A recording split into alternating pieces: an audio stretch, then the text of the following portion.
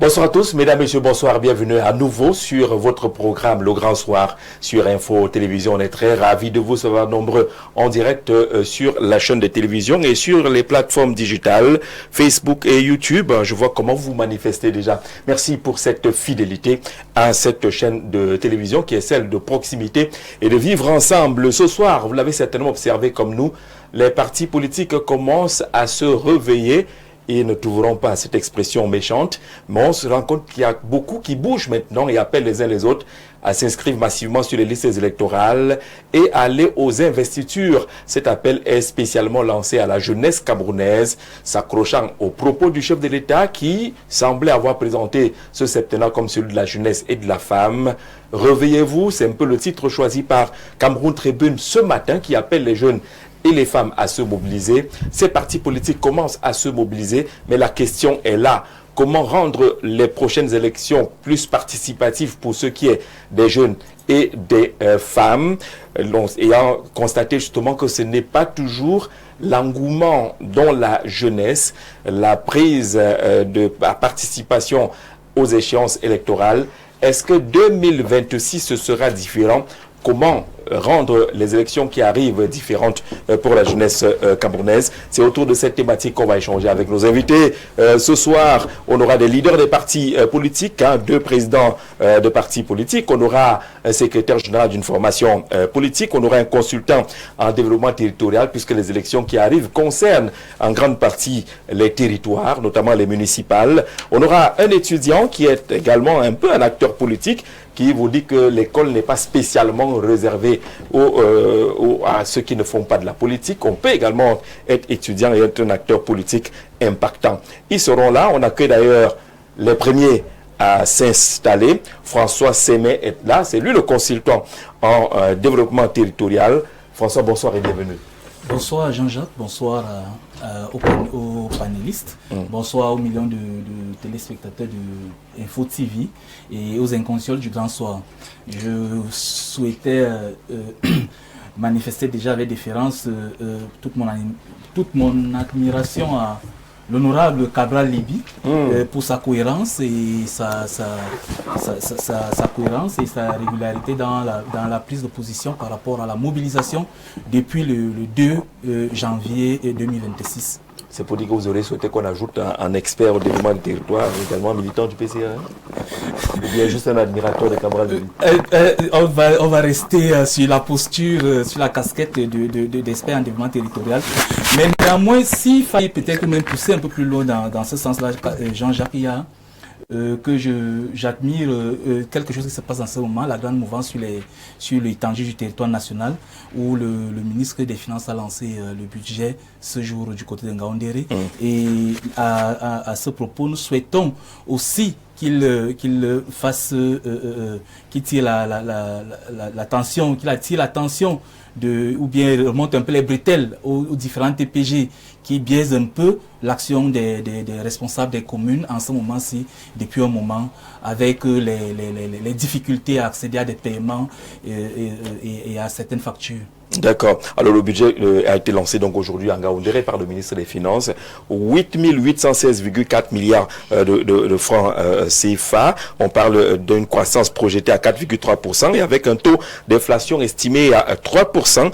Ce budget ambitionne aussi, présente un déficit budgétaire d'1,7 du produit intérieur brut, ainsi de suite, ainsi de suite. Mais la question que je vais vous poser à vous, qui est dans le développement des territoires, les Camerounais attendent, suivent de près le budget de la République tel qu'elle a été présentée, mais très peu s'intéressent au budget des différentes communes. Pourquoi? Oui, Jean-Jacques... Combien sont-ils à maîtriser les budgets des communes? Votre commune, c'est laquelle? J'appartiens à la commune de Mengeme. De Mengeme. Voilà, je suis originaire du département de Jean Esso. Budget 2026, c'est combien? Nécessairement. Dans le piège.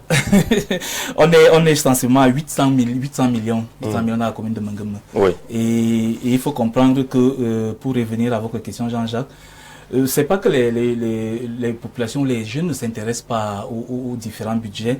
La difficulté est celle peut-être de la prise d'information, du partage de l'information et surtout de la maîtrise, donc du suivi, du contrôle libre lorsqu'il est question de se rapprocher de certains services. Vous savez bien que c'est pas souvent l'information partagée à temps et de façon fraîche qu'on sert aux uns aux autres. Donc, ça veut dire que dans certaines communes, on ne communique pas sur le budget, on ne met pas l'information à la disposition du public, on garde cela comme si c'était quelque chose de sacré. Certaines communes n'invitent même pas les élites, les comités de développement lors des assises. Ce n'est pas forcément pour intervenir directement dans le conseil municipal, mais c'est toujours utile de s'entourer justement de l'élite, des conseils, d'organiser même des forums avec les élites d'un coin, pour que la commune puisse mieux asseoir sa vision et sa philosophie. Merci beaucoup d'être là, François. Accueillons les présidents de partis politiques. Maintenant, Samuel Bulon est le président national du mouvement réformateur. Monsieur le Président, bonsoir, bienvenue. Bonsoir Jean-Jacques, merci de l'invitation. Et écoutez, je profite de l'occasion pour saluer vos téléspectateurs et surtout souhaiter bonne année à l'ensemble de ceux qui nous écoutent en ce moment. L'année a bien commencé du côté du parti, du mouvement des réformateurs. On ne puisse pas dire que l'année commençait particulièrement bien. De toutes les façons, nous avons, comme première activité de l'année, nous avons participé samedi dernier à la conférence de notre comité fédéral du Fundi. Et nous avons profité de l'occasion pour essayer de mettre les pieds dans le plat, s'agissant notamment des élections qui arrivent. Ça a donné lieu à une communication spéciale du président mouvement réformateur qui appelle nos concitoyens à s'investir pour les prochaines élections législatives et municipales. Donc, écoutez, l'année commence avec ce défi. Nous espérons que nous serons à la hauteur de ce défi, évidemment. Vous avez donc lancé cet appel aux candidatures citoyennes pour les législatives et municipales 2026. Pourquoi candidature citoyenne? Vous insistez là-dessus? Non, candidature citoyenne parce que nous pensons, et peut-être juste un petit rappel pour dire qu'il y a 2 ans, nous avons lancé l'Union pour une majorité parlementaire. Et nous avons dit au moment de la création de l'Union pour une majorité parlementaire que l'Union était l'affaire pas seulement des partis politiques. Nous avons, il y a 2 ans déjà, invité les entreprises citoyennes, les associations, pas seulement les associations politiques, et les Camerounaises et les Camerounais à titre individuel. Parce qu'effectivement, nous en ce qui concerne le mouvement réformateur, nous faisons l'analyse que le jeu politique est un peu embrigadé par les partis politiques. On a l'impression que la démocratie se limite aux partis politiques. La démocratie ne peut pas être seulement l'affaire des partis politiques. Au-delà des élections, il y a que, par exemple, il faut le rappeler à nos concitoyens, la Constitution autorise, par exemple, les syndicats, autorise les droits de grève. Je prends juste un exemple. Nous avons une situation difficile dans notre pays avec un pouvoir d'achat extrêmement faible.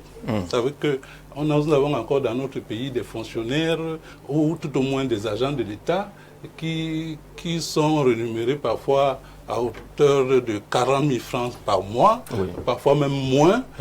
Et ça, nous avons dit il y a 3 ans, c'était notamment en fin 2022, lorsque nous avons lancé la campagne contre la vie chère, nous avons dit que le faible pouvoir d'achat avait un impact négatif sur le développement du pays. Quand vous avez des concitoyens qui ne peuvent pas se soigner, qui ne peuvent pas avoir deux bons repas par jour, parfois même un repas par jour, qu'est-ce qu'on peut faire? On ne peut pas s'attendre à ce que le pays se développe. Vous avez donc dans cette situation, et vous avez un corps comme celui des agents de l'État, des fonctionnaires, qui est totalement absent de cette lutte. Il est totalement absent de cette lutte. Mais ce ne sont pas les partis politiques qui vont venir travailler pour que le salaire des fonctionnaires augmente. Nous avons fait par exemple une campagne pour sensibiliser. Il est question que les fonctionnaires eux-mêmes, les agents de l'État, prenne ce dossier à bras le corps et essaie de travailler le gouvernement pour qu'effectivement on arrive à améliorer la situation.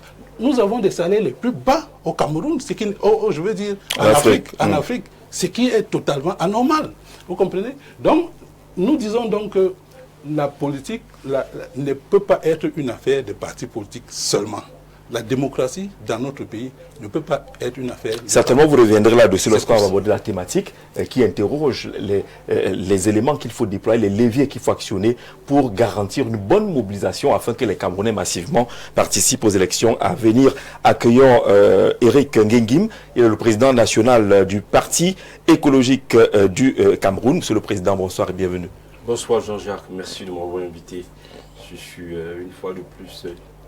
très heureux de participer à ce panel pour essayer de discuter sur des questions qui intéressent tous les Camerounais, tous nos concitoyens, à savoir les échéances, la mobilisation pour une meilleure participation aux élections législatives et municipales.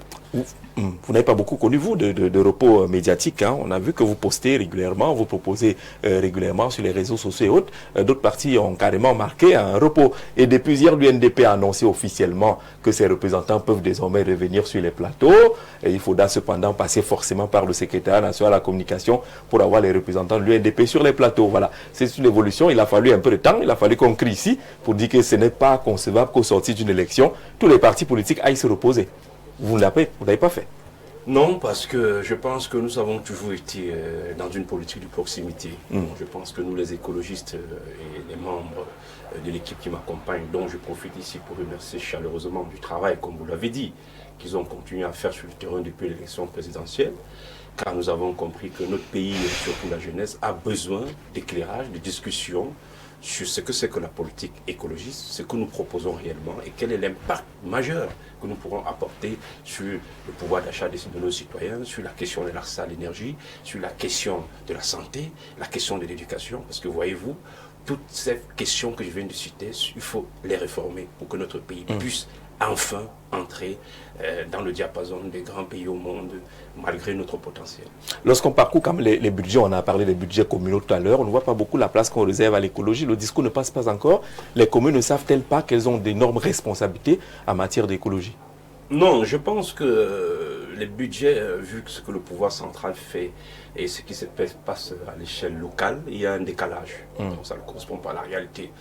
Je me rends compte qu'en matière d'écologie, toutes les communes et toutes les forces politiques d'ailleurs sont ouvertes à travailler avec les écologistes. Moi j'ai vu. D'accord. Et chaque maire veut aujourd'hui avoir au moins un conseiller municipal écologiste dans sa commune. Ce serait bien. Pour au moins comprendre ce que c'est que l'environnement, comprendre ce que nous proposons. C'est une politique nouvelle.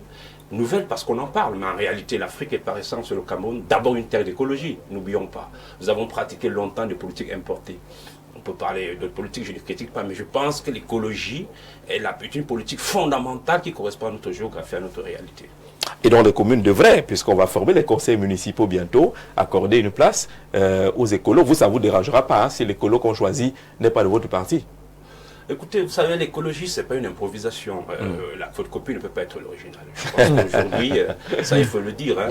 Je suis d'ailleurs très heureux que dans le débat public aujourd'hui au Cameroun, on parle d'écologie, que ce soit, je ne cite pas les obédiences politiques, mais en tout cas, tout le monde parle de l'écologie. Ce qui me réjouit, c'est que depuis que j'ai mis sur pied le parti écologique, je me rends compte que cette question intéresse de plus en plus les acteurs politiques, les citoyens de toute obédience confondue. Et je m'en réjouis.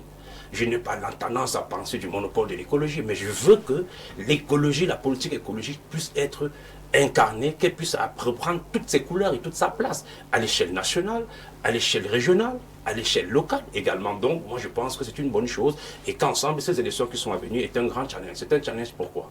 Parce que la jeunesse camerounaise est en quête du développement durable. On ne saurait parler des développements durables sans toutefois mettre en œuvre des politiques écologistes dont nous sommes le promouvoir.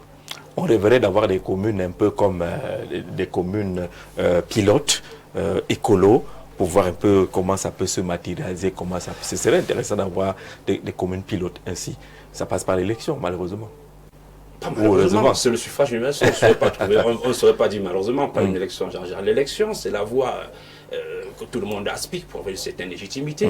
Nous sommes très heureux de participer à ces élections et nous, les écologistes, nous sommes en train de faire le tour du Cameroun pour investir un maximum de candidats dans les législatives et les municipales pour in fine, cette politique puisse être écoutée par les Camerounais, voté par les Camerounais et incarné ensemble avec les Camerounais. Donc nous sommes plutôt très heureux et je peux vous dire que de toutes les régions que j'ai fait, vous dire que je suis très actif. Bien évidemment que je ne me suis pas reposé parce que je me dis bien que les Camerounais connaissent ce que c'est que l'écologie. Ils sont même par essence écologistes, mais le débat n'est pas assez présent. Le débat est lointain alors que les gens vivent de ce que c'est que l'écologie. D'ailleurs, quand je discute avec nos parents ou bien dans l'arrière-pays, quand je parle de l'écologie, je me dis c'est quoi ça? Mais dès que je commence à expliquer, les gens se retrouvent. Ils connaissent bien qu'il faut trier les déchets, que les poubelles nous dérangent. Ils reconnaissent également que en matière d'éducation, il faut qu'on essaie de réformer l'éducation, les emplois verts pour les jeunes. Tout le monde parle de l'environnement, le tri des déchets. Donc tout ça, ça ne peut pas simplement se limiter au niveau des associations. Il faut une réelle politique écologiste. Et c'est ce que nous essayons d'incarner. Accueillons Mohamed Ali, il est étudiant, il est le président justement des étudiants Bororo. Merci d'être sur le plateau, Mohamed. Bonsoir, bonne année. Merci Jean-Jacques, merci pour l'invitation et bonsoir à vos téléspectateurs. Alors, les élections qui arrivent sont particulières pour la communauté, votre communauté qui n'est pas, j'allais dire, immensément représentée, mais qui est présente. C'est un enjeu particulier pour la communauté Bororo, participer aux prochaines élections. Effectivement, Jean-Jacques, comme vous êtes en train de le dire, je voudrais dire que nous, les Bororo, nous sommes partout dans le pays. Oui. Et parfois, nous sommes victimes de notre nomadisme parce que si je dis que je veux être investi à Yaoundé, on va me dire que non, je ne suis pas autochtone de Yaoundé. Pourtant, l'UNESCO, les Nations Unies nous reconnaissent comme les peuples autochtones et nomades. Moi, par exemple, qui vous parle, je suis originaire de la région de l'Est. Mais lorsqu'on lit mon nom, généralement, Mohamed Ali de l'Est, les gens sont souvent très surpris. L'enjeu se trouve au niveau de la représentativité. Les Bororo, aujourd'hui, nous ne voulons plus être des adjoints au maire. Nous voulons aussi être maires. Nous ne voulons plus être des députés suppléants. Nous voulons être députés. Il y en a 180 au Cameroun, députés. Pourquoi pas un Bororo 2 ou 3 quelque part? Nous avons l'avantage d'être dans le nord-ouest et le sud-ouest. Nous avons l'avantage d'être dans la région de l'ouest, dans l'Adama et même dans tout le septentrion et même dans la région de l'est. Donc aujourd'hui, au niveau de notre association Buskouda Bororo Social and Cultural Development Association, nous sommes en train de réfléchir. C'est vrai que c'est une association apolitique, mais il est question également... qui œuvre pour le développement de cette communauté, pour l'émancipation de la communauté. Et donc Jean-Jacques, le développement ne saurait passer par le retrait de cette communauté à la vie nationale.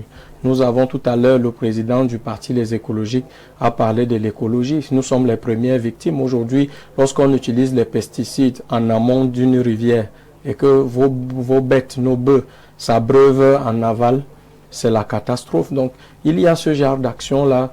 Et nous sommes, n'est-ce pas, très engagés politiquement aujourd'hui pour ce qui est de la jeunesse Bororo. Et nous sommes déterminés à postuler, mais surtout à demander à toutes les formations politiques. Bon, pour mon cas, moi je suis militant du Rassemblement démocratique du peuple camerounais. Nous ne voulons plus les places de pitié. Oui, de pitié. Venez compléter quand même un carré. Oui, est-ce que la liste là contient quand même un Bororo? Oui, on trouve une place, on nous donne. Et puis, si vous êtes 25 conseillers et que vous êtes seul, pour faire entendre votre voix, ça devient difficile. Maintenant, il y a également Jean-Jacques... On n'entre pas encore dans l'émission, Mohamed Ali. Je sais que vous aurez beaucoup à dire. Cette donnée importante, il y a des arrondissements où nous sommes majoritaires. Mais lorsqu'on investit, on fait des investitures, on nous donne 2 places. Alors que vous êtes majoritaire. Oui, on dit, oui, les autres places vont dans les autres. Mais venez au parti écologique. Le mercato peut se passer là. Le parti écologique vous garantit que vous ne serez pas dernier. Vous allez jouir de votre quota. Merci beaucoup, Mohamed Ali, d'être là. Alors, Bertin Noah devrait nous retrouver, monsieur le secrétaire général du FDC. Vous savez que le FDC passait en audience au Conseil constitutionnel aujourd'hui. Peut-être qu'ils y sont encore. Le FDC a saisi le Conseil constitutionnel pour demander qu'il y ait une certaine conformité entre ce que prévoit le code électoral et les réalités de l'administration fiscale aujourd'hui. Concernant les pièces exigibles, l'administration fiscale est passée à l'attestation de conformité fiscale, alors que le code électoral parle encore du certificat d'imposition ou de non-imposition. Alors on va à l'élection avec quoi? Ce qui est prévu dans la Constitution ou l'évolution qu'on a observée au niveau de l'administration fiscale. L'affaire est donc en train d'être tranchée au Conseil constitutionnel. Peut-être Bertin va nous retrouver. Si nous ne le retrouve pas, on l'aura au téléphone pour qu'il nous dise l'évolution de cette affaire. Ça veut dire que les élections ont commencé d'une façon ou d'une autre. Le contentieux préélectoral peut déjà commencer. peut-être par cet aspect-là. Avant d'entrer dans le vif du sujet, je vous conseille l'eau minérale naturelle Source Bonis, la meilleure en tout cas.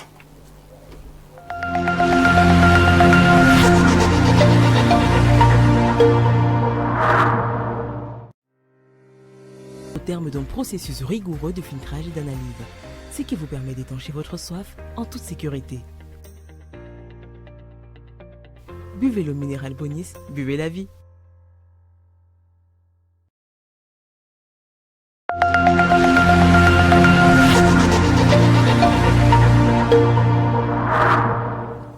Retour dans sur le plateau de Le Grand Soir, édition de ce soir justement, qui va questionner la mobilisation des partis politiques et des jeunes. Comment obtenir cette mobilisation-là, en rappelant que les listes électorales sont ouvertes pour ce qui est des inscriptions depuis le 2 janvier dernier et pourraient se refermer en tout temps si jamais le corps électoral est convoqué par le président de la République. On est donc en train d'aller vers les législatives et les municipales.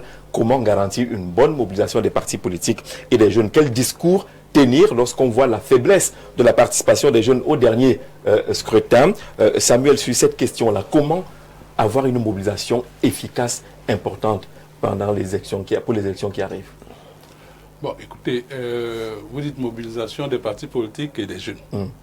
Bon, d'abord au niveau des partis politiques, je pense que le problème ne se pose pas. Les partis politiques concourent au suffrage de nos concitoyens.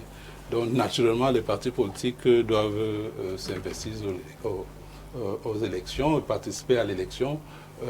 Maintenant, on connaît un peu le contexte. On ne va pas faire comme si on était ignorant du contexte. On sort d'une élection qui a laissé beaucoup de traces. Pour dire la vérité, on sort d'une élection qui a laissé beaucoup de traces. Et donc, ça peut susciter quelques réticences de la part d'un certain nombre de partis politiques. Mais le mouvement réformateur, ce que nous disons au mouvement réformateur, c'est de dire que quelle que soit l'opinion qu'on a vis-à-vis de la dernière élection présidentielle, aussi bien du résultat que de la manière dont cette élection a été organisée, nous devons participer aux élections qui arrivent, aux législatives et aux municipales. C'est fondamental parce que il ne faut pas négliger l'impact du Parlement sur le fonctionnement de la nation. Donc, pour nos mouvements réformateurs, le Parlement est aussi important que la présidence de la République. Ça veut dire qu'avoir une Assemblée nationale, nous appelons une Assemblée nationale citoyenne, donc véritablement au service de nos concitoyens, c'est aussi important que gagner une présidentielle. Donc, de ce point de vue, on ne comprendrait pas que certains partis politiques hésitent à aller aux élections. On a quand même senti un petit retard. On se serait attendu que juste au sorti de la présidentielle, qu'un pont soit jeté et que rapidement on passe à ces élections-là. Les partis politiques, certains ont décidé de prendre les congés, qui ne sont pas prêts à revenir sur les médias, sur la place publique. Il y a quand même eu un temps, un vide qui a été observé, qui peut être problématique pour les partis politiques, non? Moi, je pense pas qu'on puisse vraiment parler de vide. Les résultats de la présidentielle ont été donnés quand? Après, il y a eu la contestation avec tout ce qu'il y a derrière. Je pense que tout ça a joué. Tout ça a joué. Je crois que c'était difficile quand même dans un environnement, on va dire, entre guillemets, incertain. C'était difficile pour un certain nombre de partis politiques de se prononcer. Donc, je crois qu'il fallait laisser un peu passer le vent. Et puis s'engager. Maintenant, s'agissant des jeunes en particulier, puisque c'est l'autre pan de la question, moi je pense que naturellement les jeunes doivent s'engager. C'est dommage, parce que nous sommes allés au Conseil constitutionnel pour la modification d'un certain nombre de dispositions du Code électoral. C'est dommage que, par exemple, les jeunes de 18 ans ne soient pas autorisés à voter aujourd'hui dans notre pays. Je pense que notre pays est certainement l'un des rares pays au monde où les jeunes de 18 ans ne votent pas. Donc, quand institutionnellement déjà, on refuse aux jeunes de voter, parce que c'est exactement... Mais ceux qui sont autorisés ne votent même pas aussi, hein? Non, on peut pas dire que ceux qui sont autorisés... ne votent pas non, aussi. Je pense qu'on ne peut pas le dire. La vérité, c'est que, de façon générale, c'est pour ça que je vous disais tout à l'heure qu'il faut qu'on essaye de sortir des partis politiques. De façon générale, les Camerounais ne votent pas. Et d'ailleurs, c'est même une tendance générale, parce que quand vous regardez dans les autres pays, on a tendance à avoir la domination de l'abstention. Aujourd'hui, on dit que l'abstention, c'est le premier parti politique dans beaucoup de pays, pas seulement au Cameroun. Donc, de façon générale, lorsqu'on fait comprendre aux gens que leur vote n'est pas important, je prends encore un exemple. On vient de sortir, il y a eu prolongation du mandat des députés et des conseillers municipaux. On décide qu'on va aller voter les conseillers régionaux. Pour quelle légitimité populaire? Est-ce que qui peut imaginer que dans un pays, par exemple, comme les États-Unis, on demande aux grands électeurs de l'année d'il y a 4 ans d'aller voter le président? C'est impossible. Parce que si l'élection des conseillers régionaux est, on va dire, peut-être un scrutin indirect, mais il faut quand même que ceux qui vont voter, un peu comme les grands électeurs, en l'occurrence les conseillers municipaux, il faut qu'ils aient la légitimité, qu'ils soient renouvelés. Qu'on aurait clairement commencé par l'élection municipale, évidemment, ça veut dire parce que c'est ce que le calendrier est prévu ainsi, sauf que le chef d'État a également le droit de proroger et il a joui de ce droit. Oui, mais si vous prorogez l'élection des conseillers municipaux, par conséquent, vous devez aussi proroger l'élection des conseillers régionaux, pour qu'effectivement, avant qu'on aille les voter, qu'on renouvelle le mandat des conseillers municipaux, ce qui va leur donner une certaine légitimité populaire.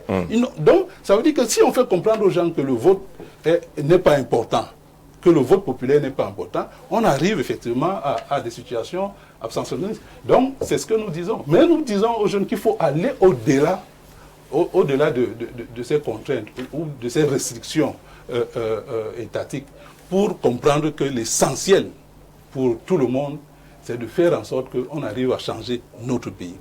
Et aujourd'hui, on peut changer le pays en passant par le Parlement. On n'a pas seulement besoin de passer par la présidence de la République pour changer le pays. Une majorité, c'est pour ça que nous avons lancé l'Union pour une majorité parlementaire. Une majorité au Parlement change le pays. Parce que la majorité va imposer donc un gouvernement réformateur qui va donc prendre en compte les réelles préoccupations de nos concitoyens. Donc voilà ce que nous disons. Et c'est pour ça que nous lançons un appel à tous nos concitoyens pour qu'ils se mobilisent, qu'ils ne s'enferment pas dans les partis politiques qui malheureusement ont tendance à opposer les Camerounais les uns aux autres. Nous demandons que les Camerounais sortent des partis politiques et n'attendez pas d'être militants d'un parti politique pour aller chercher une investiture. Le mouvement réformateur ouvre ses investitures à tous les Camerounais. Ça veut dire que si vous voulez une investiture, vous ne demandez pas la carte de membre, vous ne demandez pas les états de service. Nous n'avons pas besoin, nous avons dit, je crois que c'est une résolution prise ce week-end. Nous avons dit que nous n'avons pas besoin que quelqu'un ait la carte du mouvement réformateur. Nous ouvrons nos investitures. Nous voulons une assemblée citoyenne, au-delà des partis politiques. Voilà ce que nous disons. Donc les gens ne disent pas que comme je ne suis pas dans un parti politique, je ne peux pas on ne peut pas m'investir. Non, nous investissons.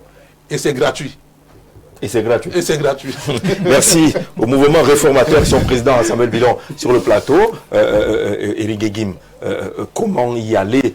Il a cité beaucoup d'éléments qui ont tendance à décourager les gens, à décourager notamment les jeunes, à faire comprendre ou accepter, à imposer aux jeunes le fait que l'élection ne sert finalement à rien, puisqu'on peut décider de proroger à gauche, on peut décider de nommer à droite, de déplacer ici ou ça.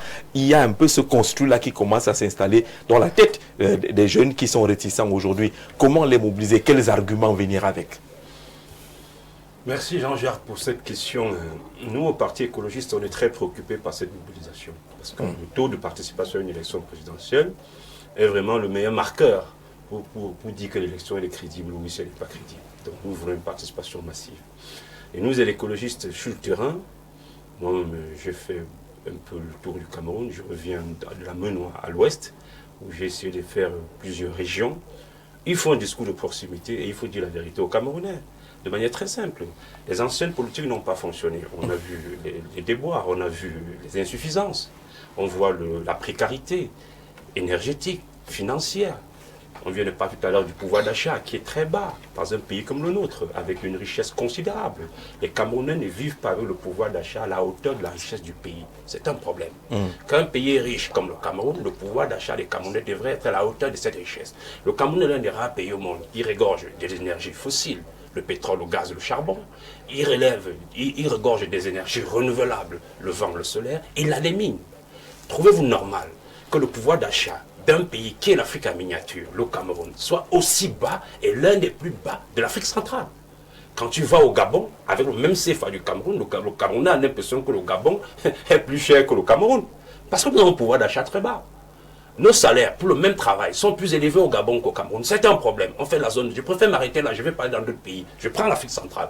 Pourquoi au Gabon, un ingénieur gagnerait plus qu'un Camerounais? Pourquoi? Pour le même travail. Il y a un problème. Parce que le pouvoir d'achat camerounais, il est faible. Il faut le rehausser. Et pour le rehausser, il faut une meilleure redistribution de la richesse. C'est ce que nous préconisons, nous, les écologistes. Pourquoi? Je suis très sidéré souvent. Aujourd'hui, je ne comprends pas comment au Cameroun, on va à l'hôpital, une maman est malade, ou un Camerounais, dans son propre pays, va à l'hôpital, on ne peut pas le soigner parce qu'il n'a pas d'argent. Ça ne s'explique pas. Il faut financer la santé. Comment? Les matières premières du Cameroun, l'or, le diamant, le pétrole qu'on dispose, l'État doit mettre sur pied une vraie sécurité sociale et la financer pour qu'on ait des pharmacies et des pharmacies dans les hôpitaux, qu'on ait un meilleur plateau technique et que quand tu es malade, tu vas à l'hôpital. Sauf ta carte d'identité qui montre que tu es Camerounais est un élément suffisant que tu puisses être pris en charge. Il n'est pas normal. Quand les mamans viennent à l'hôpital, elles veulent accoucher, paye ceci, paye cela. Mais attendez, monsieur, quand quelqu'un est accidenté et qu'on le ressort de la voiture parce qu'il est blessé, il arrive à l'hôpital, vous l'accueillez d'abord en lui demandant de payer les soins. Avec quel argent? Quand il est traumatisé. Vous avez déjà vu ça où? Je ne connais pas ça. Il faut absolument réformer. C'est ça qui braque les jeunes contre la politique. Parce que les anciennes politiques ont échoué, il faut le dire. Aujourd'hui, il faut des réformes profondes. Nous, les écologistes, nous proposons un programme social axé là où se trouve l'intérêt collectif. L'intérêt collectif renvoie à quoi? Ça renvoie à la santé pour tous, ça renvoie à une vraie sécurité sociale, la carte d'identité, l'éducation pour tous. Ça renvoie à une éducation pour nous tous, s'il vous plaît. C'est ça, voilà ce que nous faisons. Et lorsqu'on tient ce discours de vérité, en faisant un diagnostic clair en disant, les anciennes politiques n'ont pas fonctionné parce que les résultats sont là, ils sont visibles. La jeunesse est dans la précarité, la jeunesse elle est diplômée, les diplômes non compétitifs. Parce qu'aujourd'hui, nos diplômes camerounais sont devenus moins compétitifs, voyez-vous. On devrait pouvoir avoir un diplôme qu'on peut travailler au Tchad, au Gabon et partout, et de pouvoir challenger d'autres personnes dans leur pays, ce qui n'est pas le cas. Il faut renforcer l'éducation, il faut la réformer pour l'adapter à la réalité. Voilà le discours que nous tenons sur le terrain pour mobiliser les jeunes et aujourd'hui, nous, les écologistes. Chaque jour qui passe, je pense que nous sommes fiers du résultat que nous avons avec le nombre. Mais comment le faire? Aujourd'hui, le jeune Camerounais suit le 17h pour voir s'il y a un remaniement ou pas, pendant qu'il y a une élection qui est en préparation. Il semble même pas être au courant. Tous veulent voir quel est le nouveau ministre, le nouveau visage, combien dure une poignée de main entre Paul Biya et tel citoyen, et ainsi de suite. C'est la question. Comment migrer la pensée, la priorité des jeunes vers ce qui peut être porteur, notamment le Parlement ou les conseils municipaux? Bonne question, Jean-Jacques. C'est la sensibilisation, c'est le travail de terrain. Il faut tenir un discours nouveau en pointant du doigt ce qui n'a pas marché et en ramenant des propositions. Moi, je n'ai jamais été au pouvoir, donc je ne peux que défendre mes propositions. Et ceux qui ont été au pouvoir doivent défendre leur bilan. C'est ça, là, la différence. Donc, nous, aujourd'hui, on a fait un constat en disant, voilà là où on est, regarde la dette, elle est élevée, le taux de précarité est élevé, les soins de santé, ça coûte cher, les gens n'ont pas d'argent. Voilà ce que nous vous proposons. Si moi, je suis à l'Assemblée nationale, par exemple, et si je suis député, voilà les réformes que je propose. Aujourd'hui, qu'est-ce qu'il peut faire comme Camerounais? Construire sa villa, dans le business plan de sa villa, il ne pense pas à dire l'INEO ne marche pas et je vais m'éclairer avec quoi. Ce sont des questions qu'il faut absolument que les Camerounais les épousent pour pouvoir préconiser des solutions alternatives à ce qui ne marche pas. C'est ça ce que nous tenons, nous les écologistes. Voilà les nouvelles propositions que nous faisons pour dire si jamais nous sommes au Parlement. Moi, personnellement, je prends la question de l'énergie à bras le corps parce que la question de l'énergie au Cameroun, c'est d'abord une question politique. Les lois et les règlements sont faussés. On ne connaît pas au Cameroun aujourd'hui. Pour les investisseurs, c'est pas clair. Combien coûte 1 mégawatt produit à partir du soleil photovoltaïque? Nos richesses qu'on a, combien coûte 1 mégawatt? Vous voulez qu'un investisseur vienne dans un pays où il ne peut pas être garanti comment il va vendre l'énergie qu'il investit? C'est pas possible. Ça, c'était des questions réglementaires qu'il faut régler au niveau du Parlement. Pourquoi le Parlement? Parce que même si le président Paul Biya, chef de l'État, prend un décret présidentiel en disant telle entreprise, si tu es au Cameroun investit pour 2 des centrales solaires, je paierai ton énergie à tel prix. Ça ne rassure pas une banque. Parce que si Paul Biya n'est plus là, le contrat est remis en cause, vous voyez. Or, lorsqu'il passe par l'Assemblée nationale, par les élus, et que c'est un contrat issu d'une loi, ce tarif de rachat est garanti et ça rassure les banques pour qu'on investisse. Donc il y a un travail parlementaire considérable à mettre en œuvre. Donc les Camerounais doivent comprendre que l'élection législative est à venir. Ils doivent faire des et là vous parlez d'un Parlement qui sera différent de ce qu'on a vécu depuis les indépendances, où on vient pour applaudir, on vient pour accompagner, on ne s'occupe pas avec pertinence des sujets pertinents tels que l'électricité. On ne connaît pas les commissions d'enquête parlementaire. Les députés n'interrogent pas pourquoi on a tout le délestage au Cameroun, alors qu'on a conçu Mekin, Menveleux, Nachigal et consorts. Et c'est vrai, et c'est pour ça que cette élection, c'est aussi une forme d'audit. Le peuple n'a jamais reçu les résultats d'une audit sur tous ces projets. Alors, nous, si on fait confiance à nous, les élus écologistes, ils peuvent savoir qu'à l'Assemblée nationale, on devrait expliquer au peuple le financement de Nachtigal, comment ça a fonctionné. Le Cameroun qui remplit de la dette aujourd'hui, cette dette elle est de combien? On rembourse combien, manque combien? Pour combien? Et pourquoi on n'a pas toujours de lumière? Il faut s'expliquer. Le barrage de Mekim, même Veleux, tout ce que vous venez de citer, les Camerounais, c'est eux qui payent cette dette-là. Mais ils doivent avoir des comptes. Et ces comptes, lorsqu'ils vont élire ce nouveau Parlement, ils peuvent compter sur les écologistes pour que nous puissions approfondir ces questions, parce que les Camerounais méritent de savoir la vérité. Bonsoir Jean-Jacques, bonsoir à ton panel. Pour améliorer la participation citoyenne aux élections au Cameroun, il faut renforcer la confiance via la transparence. Il faut éduquer sur le rôle des élus, ce que vous êtes en train de faire, qu'on comprenne que le député n'est pas seulement un macaron et l'écharpe vert ou jaune, mais qu'il y a un travail de pouvoir qui se joue là-bas. Ce n'est pas un hasard si on parle de pouvoir législatif. Il faut éduquer sur le rôle des élus, utiliser les outils numériques pour l'information et la mobilisation et créer des cadres de postes électoraux pour le suivi et la reddition des comptes, notamment via la société civile et les jeunes. Calice Talom depuis Yaoundé qui envoie cette contribution. Mohamed Ali, il y a des discours ambiants qui sont un peu des discours de découragement. Et ceux qui veulent par exemple aller dans les conseils municipaux, dans nos traditions africaines, on vous dit que non, c'est priorité au papa, aux parents. Et quand on le dit papa, parents, ça devient les retraités qui sont majoritairement à la tête de nos mairies. Ça aussi, c'est un frein pour les jeunes et autres. Comment faire pour lever ce genre de frein? Alors, Jean-Jacques Zé, moi je voudrais dire que j'écoute bien mes copanélistes parler des autres formations politiques. Mais la vraie démocratie va se jouer en 2026 au sein du Rassemblement démocratique du peuple camerounais. Par exemple, nous les jeunes, nous disons que il est anormal que quelqu'un finisse sa carrière directeur dans un ministère où il a tout donné.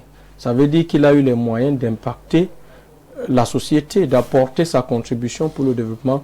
Mais lorsqu'il termine, il vient encore discuter un poste de conseiller municipal au village avec nous, les jeunes villageois. Ça veut dire qu'en 2026, au sein du Rassemblement démocratique du peuple camerounais, nous nous plaidons pour des investitures qui respectent les quotas. Les textes déjà, la loi prévoit qu'il faut des jeunes, des femmes et des hommes. Ça, c'est ce que la loi prévoit.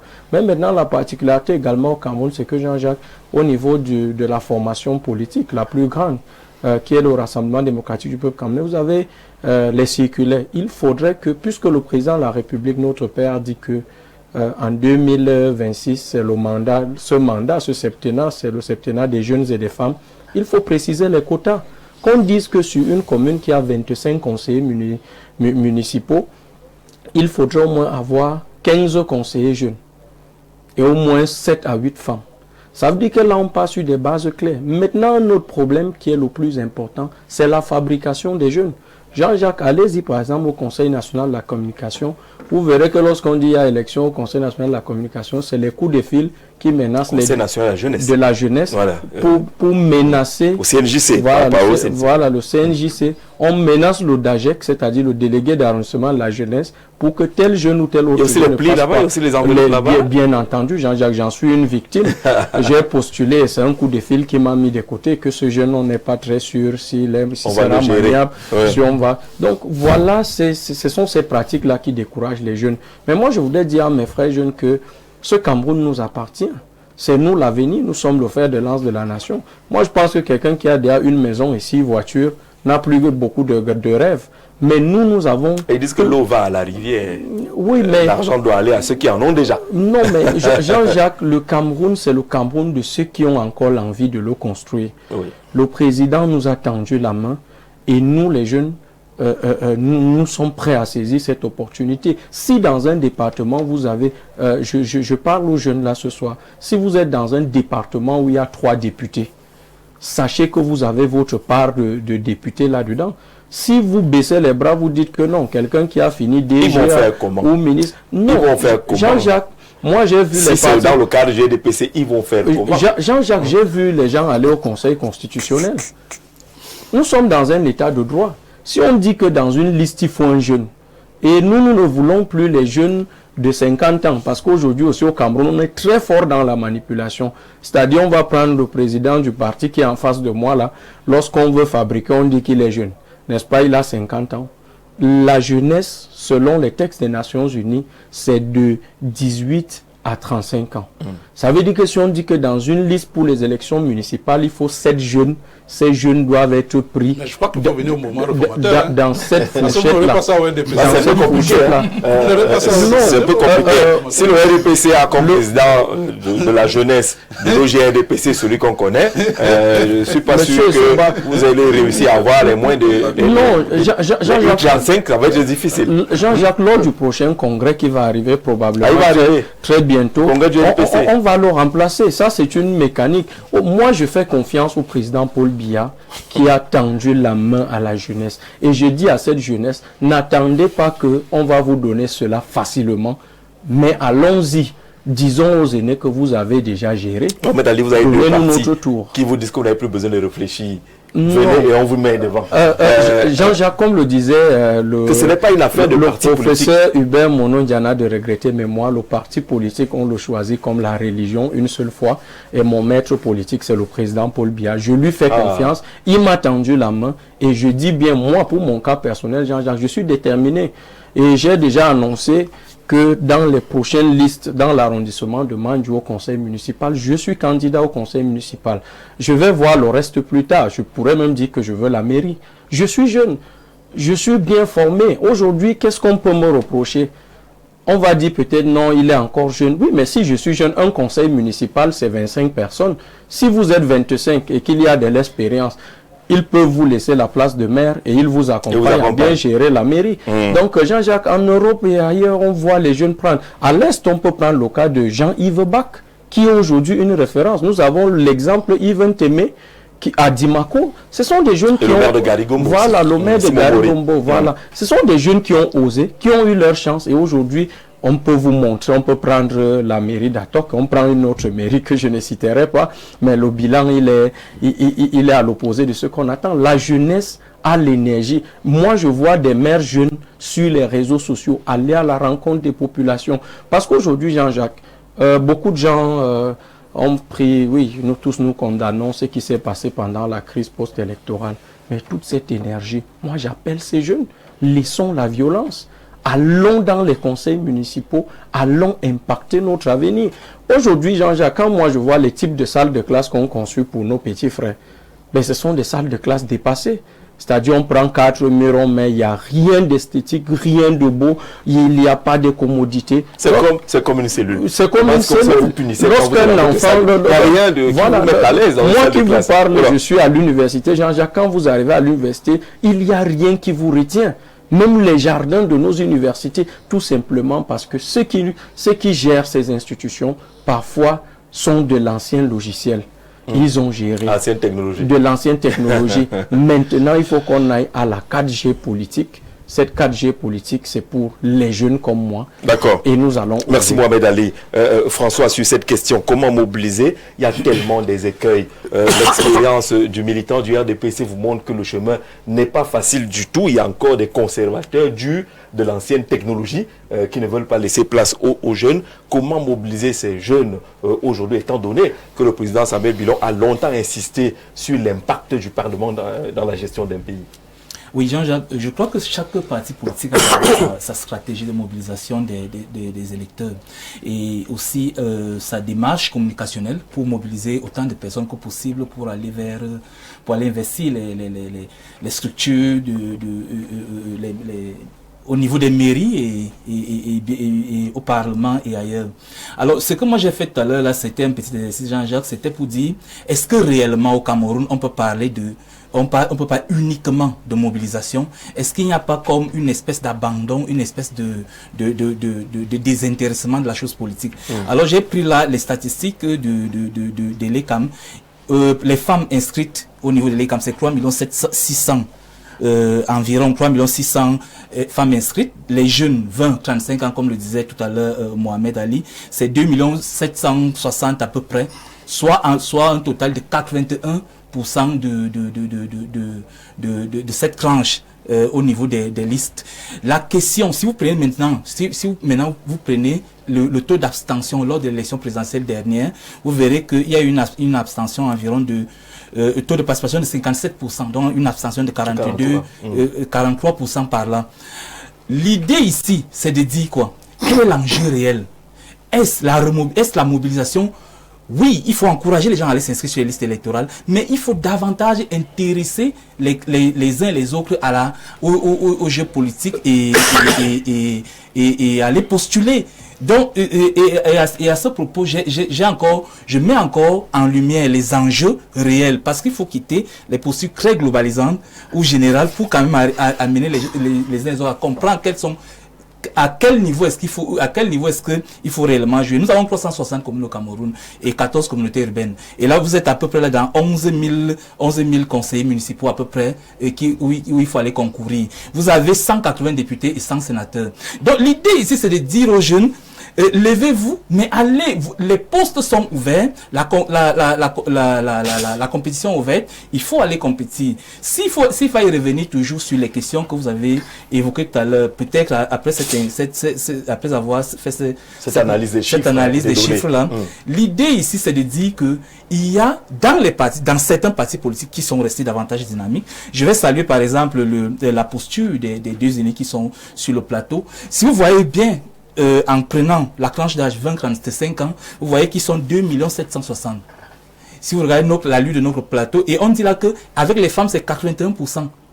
Si vous voyez la configuration de notre plateau, vous verrez que nous, on doit être une force de proposition, on doit modeler les offres pour que les autres viennent participer. Or, la question ici, c'est comment booster davantage les gens à adhérer au jeu politique. Et en cela, je suis allé en achetant ce que l'aîné tout à l'heure a déroulé, le parti des réformistes, des réformateurs. Il a dit tout à l'heure quelque chose qu'on ne peut pas balayer du revers de la main. On ne peut pas botter en touche le fait qu'il y a beaucoup de frustration au lendemain de la crise post-électorale. Si vous allez par exemple dans les régions septentrionales, vous verrez que on ne peut pas fatalement parler avec aisance d'élections législatives et locales à venir. Moi, je travaille avec les maires à Figuil. Je salue par ailleurs le maire de Figuil et de Moura qui sont encore nous suivre. C'est pas totalement balayé c'est pas encore une page totalement tournée. Et en cela, il faut donc voir qu'il y a des frustrations sociales. S'il fallait venir dans le parti de mon jeune frère tout à l'heure, vous verrez que les rivalités élitaires sur le terrain, en ce moment, font avec un mélange de conflits, de légitimité, et les défections, les trahisons, les manipulations, l'instrumentalisation à ce moment sur les territoires, ça n'augure pas encore une place de choix ou bien une posture pour un jeune de se dire non vraiment je me lâche. Je vois le zèle de notre jeune frère et je connais bien je suis bien les travaux de la Boscuda parce que j'ai travaillé aussi avec le maire de Manjou. Donc à la réalité c'est de dire aux jeunes il faut oser. Il faut oser et ça c'est pas moi qui le dis, c'est la parole présidentielle et ça c'était en 2013 et figurez-vous qu'il était jeune. À ce jour, moi, je ne me considère plus comme jeune. Mais il y a des stéréotypes qui sont conçus dans nos villages. Vous ne pouvez pas arriver. Par exemple, il disait tout à l'heure qui peut investir, ou bien le parti écologiste, il peut vous investir. Alors, allez-y dans votre village. Et dites aux gens, je suis du parti écologiste et je vais m'opposer au RDPC. Oh, tout de suite, vous êtes catalogué. Sacrilège. C'est un sacrilège. Donc, à la réalité, on construit. Il faut, et c'est peut-être aussi le mérite que peut avoir un certain type de jeunes au Cameroun.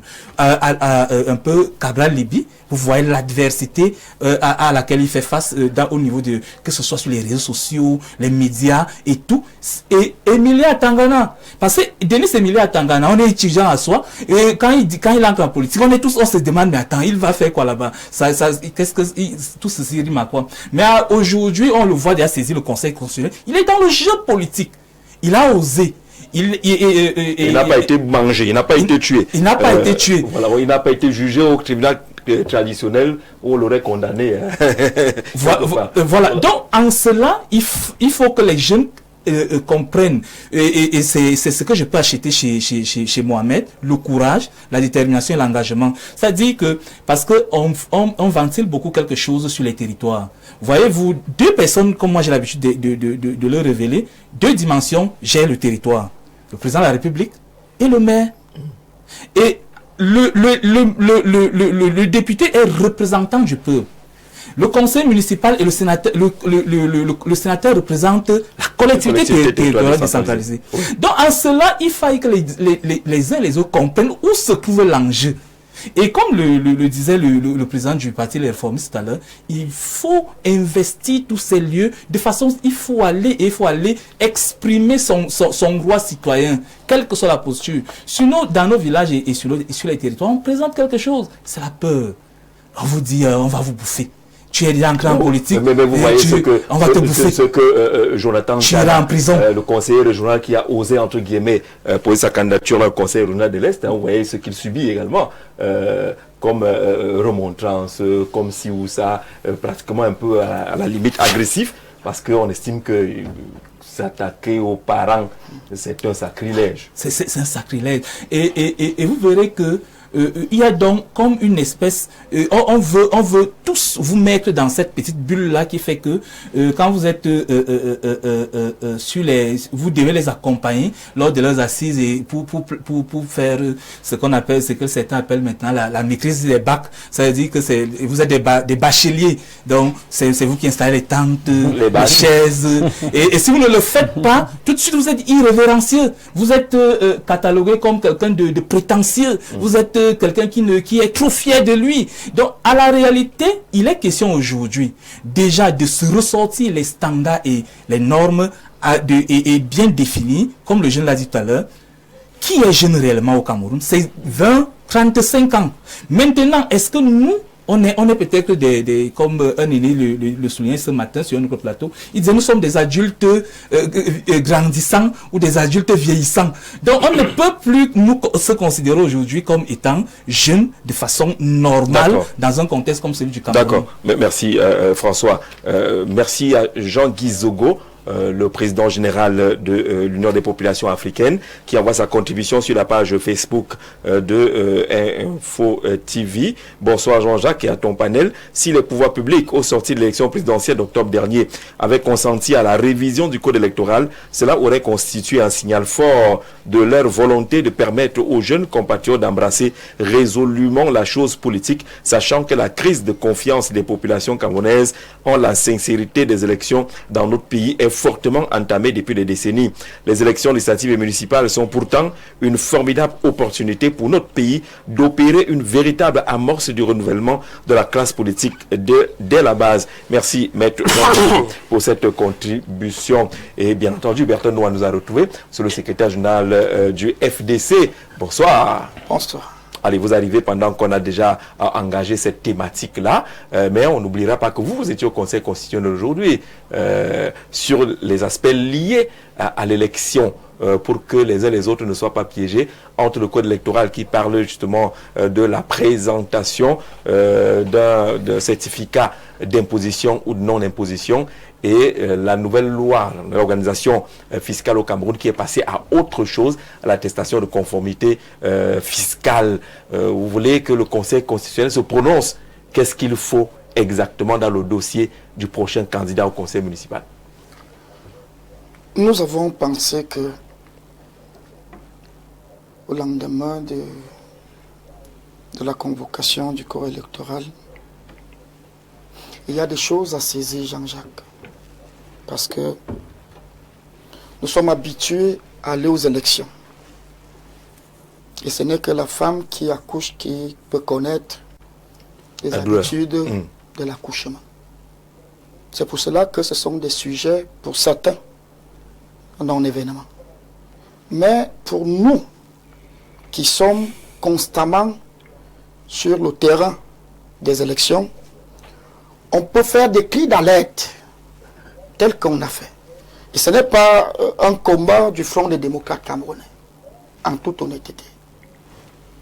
En dehors de l'aspect purement électoral, tout Camerounais qui peut prétendre rentrer en possession de l'attestation de conformité fiscale, il doit au préalable avoir le numéro d'identification unique. Qui est un casse-tête chinois. Nous tous, nous sommes conscients, selon le contexte que nous vivons au Cameroun. Parce que, Jean-Jacques, j'ai comme l'impression que nous perdons en mettant le Cameroun dans un autre palier d'un autre pays. qui a des réalités contraires à ce que nous vivons. Dès lors que tu as donc déjà le numéro identifiant unique, tu peux donc commencer à chercher l'attestation de conformité fiscale. Et nous avons pensé que lorsque nous allons commencer à vouloir monter les dossiers pour les élections législatives et municipales, Jean-Jacques, à 15 jours, comme dit la loi, honnêtement, il y aura des problèmes pour avoir cette attestation. Et l'une des choses qui nous a poussé même de le faire, c'est que lorsque nous partons dans des réunions avec Elecam, Jean-Jacques, toute question que tu vas mener dans un autre sens, Elecam te recadre en disant que le code électoral est comme est la Bible. Et la Bible des élections. Donc, toutes vos préoccupations doivent entrer dans ce code. Si c'est hors du code, il faut vraiment laisser les gens tranquilles.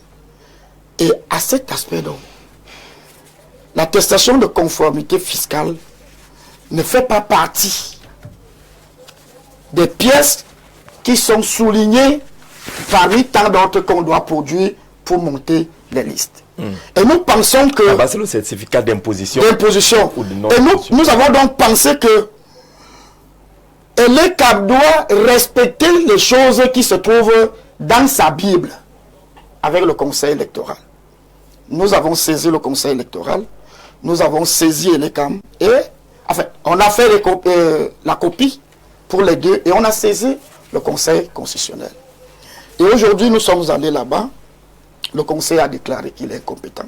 Incompétent. Et je pense que le problème n'est pas résolu.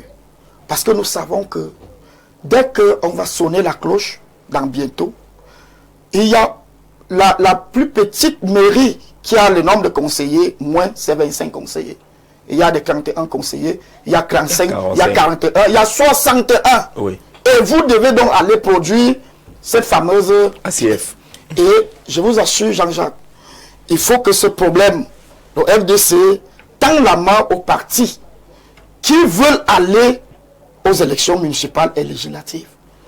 Et tout ce qu'on pourra demander, on demande à Elecam, c'est de nous demander de produire les pièces qui ont été énumérées dans la Bible électorale. Sinon, on enlève tout. Parce qu'on ne pourra pas monter un dossier avec une pièce qui n'est pas intégrée dans le code électoral. Ce n'est pas bon. Surtout qu'ils avaient tout le temps. Le MINAC pouvait gérer cette affaire et modifier la Constitution tout au moins pour que ça intègre la Constitution. Pardon? Je n'ai pas bien suivi. Modifier le code électoral. Le code électoral. Oui. Pour que... Qui est une loi. Qui est une loi. Exactement. Il faut aller au Parlement. Il faut aller au Parlement. Oui. Il pouvait prendre les dispositions pour nous dire que tout au moins ça figure dans le code électoral.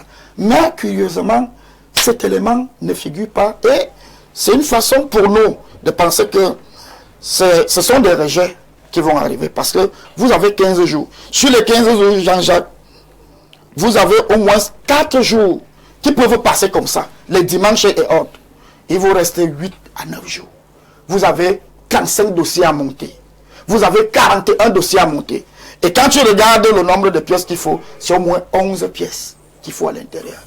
Et pendant ce temps, il y a une pièce qui n'a pas été prévue.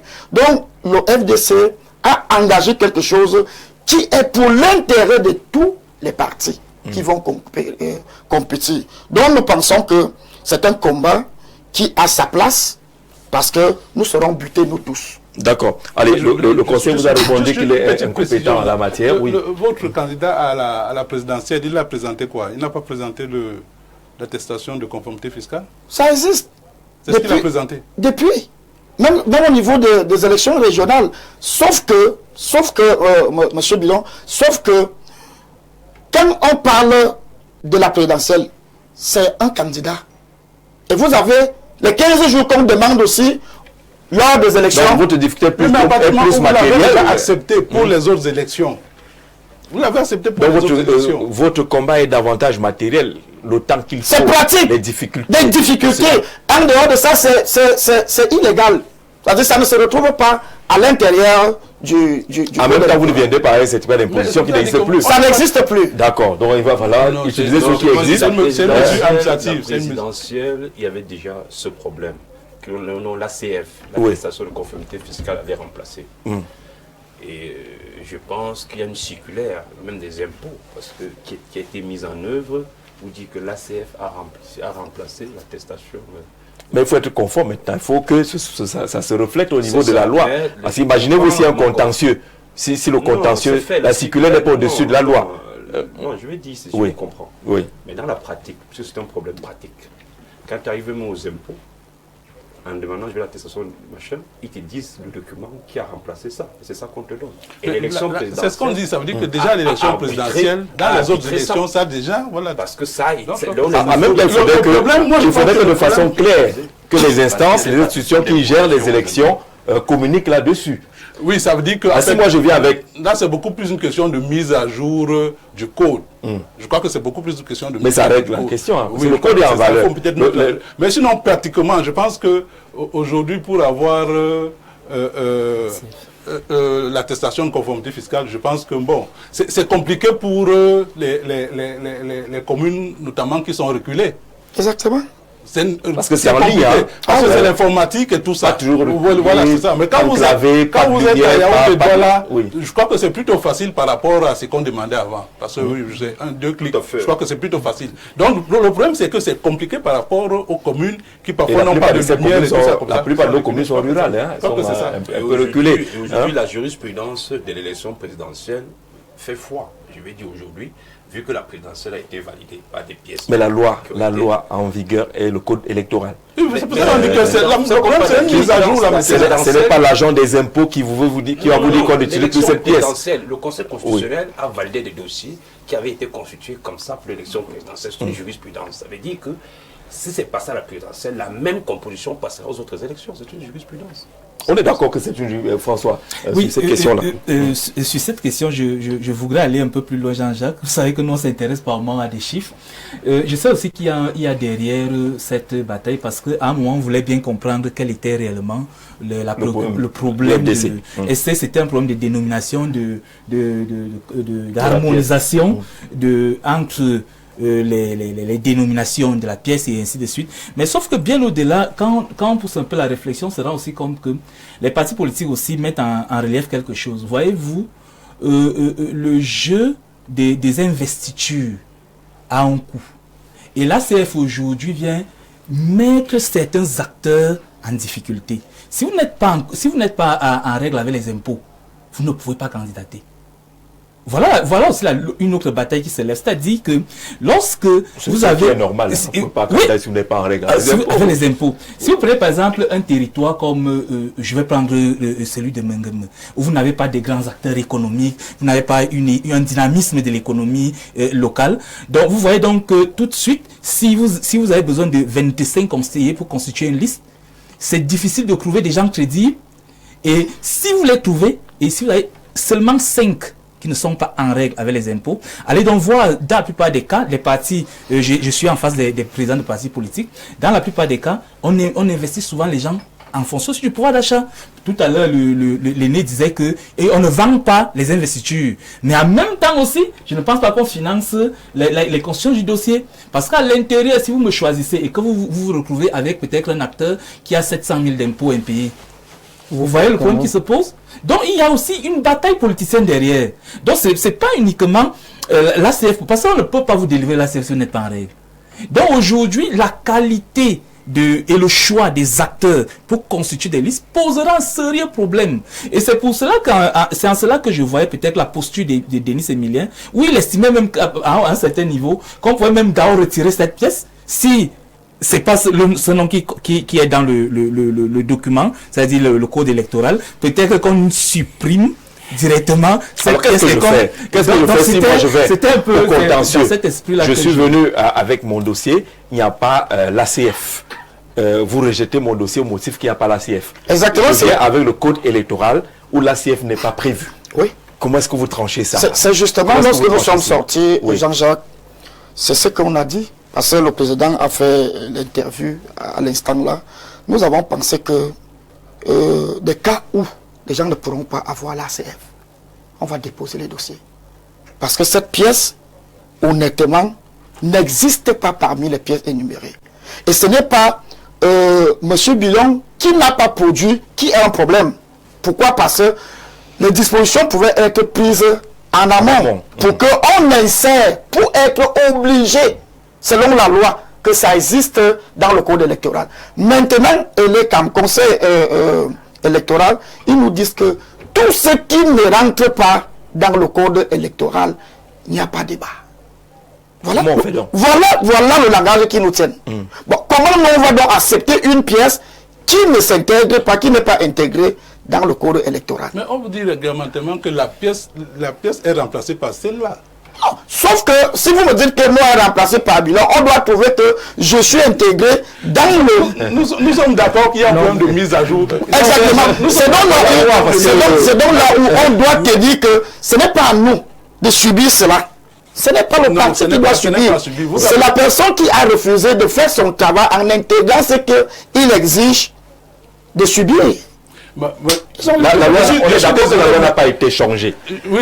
Et les évolutions connues du côté de l'administration fiscale n'impactent pas la loi, parce qu'une loi, pour qu'elle soit changée, il faut qu'on reparte au Parlement. On n'est pas allé au Parlement. Il y a une nouvelle donne avec l'évolution au niveau de l'administration fiscale. Comment on fait pour que ce soit conforme? Est-ce qu'on va punir les gens parce qu'ils n'ont pas l'ACF, alors qu'eux, ils ont le code électoral là où l'ACF n'est pas prévu? C'est ça la préoccupation un peu... parce que dans l'article 165, qui parle du cas des élections, des candidatures législatives, ça n'existe pas. Dans l'article 182, pour les conseillers municipaux, ça n'existe pas. Qu'est-ce qui n'existe pas? L'ACF n'existe pas. L'ACF n'existe pas. Qu'est-ce qui existe? Mais il n'y a pas eu un contentieux. Mais s'il y a un contentieux aujourd'hui, moi je pense que on est en train de faire un peu, on fait un peu les débats qu'on fait souvent. Ça veut dire que parfois on a des débats qui n'ont pas, excusez-moi, un impact réel sur le fonctionnement même. Je pense que parce qu'il n'y a pas encore de contentieux, que vous pensez? Non, ce qu'il y a, c'est que si vous n'avez pas l'ACF, on va mettre de côté votre dossier. Ça, il n'y a pas... Est-ce que c'est juste donc? Est-ce que c'est juste?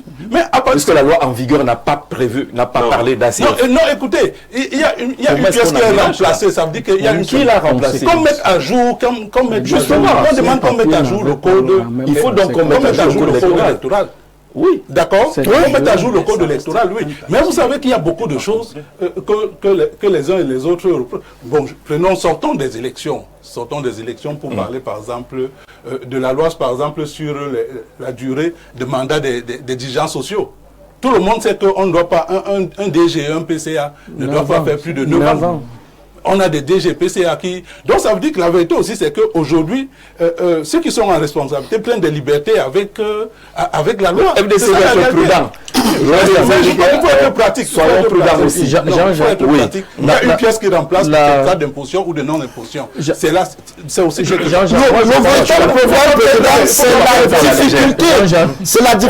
la difficulté. Si vous allez sur la difficulté, ça veut dire que vous êtes déjà d'accord que votre dossier... On prend même les deux cas. On prend les deux cas. Moi, je pense que, comme le disait le président du Parti des réformateurs, c'est qu'on est sur un débat périphérique. Il n'est pas périphérique. Jean-Jacques, il y a une loi qui encadre des élections. Des élections. Une virgule est importante. Un point est important dans une loi. Et ce n'est pas un débat périphérique. Sinon, on n'aurait pas de contentieux et tout ça. Jean-Jacques, je partage votre regard. Mais c'est un peu comme le débat sur la publication des listes électorales qu'on a eu avant la présidentielle. Ce sont des débats qui, en réalité, n'ont pas d'impact sur le fonctionnement. Je dis et c'est pour ça que je dis qu'il ne faut surtout pas perdre ceux qui nous écoutent. Si vous faites votre dossier, vous ne mettez pas l'ACF, on va mettre votre dossier à côté. Ça, c'est clair. Et c'est normal. Normal ou pas, on va vous mettre à côté. Est-ce que c'est normal? Non, normal ou pas, je dis seulement qu'on va vous mettre à côté. Il faut respecter la loi. Qui n'a pas respecté la loi? On ne respecte pas la loi sur la durée de mandat des dirigeants sociaux. Ils ne sont pas en fonction? Non, ce n'est pas parce qu'on ne respecte pas à gauche qu'on ne va pas respecter à droite. Jean-Jacques, je comprends le FDC. Moi, ce que je voudrais dire, c'est que cette même pièce est demandée à tous les partis politiques. Ça veut dire que moi qui suis militant du RDPC, je dois fournir l'ACF. La conséquence, moi je pense, qui est très intéressant sur le débat, c'est ce que l'expert a dit. C'est que si vous n'êtes pas conforme, vous entrez dans une situation compliquée. Mais c'est soit donc. Moi, ce que je voudrais demander, quand la Bible dit que la pièce qu'il faut, c'est telle pièce. vous l'avez changé au niveau de l'administration fiscale sans modifier la loi. On substitue tout simplement, Jean-Jacques. On substitue tout À partir du simplement. moment où eux-mêmes ils sont présentés un candidat qui a produit cette pièce. Si ils sont allés à l'élection présidentielle, moi ce que je voudrais dire, c'est que les partis politiques et principales...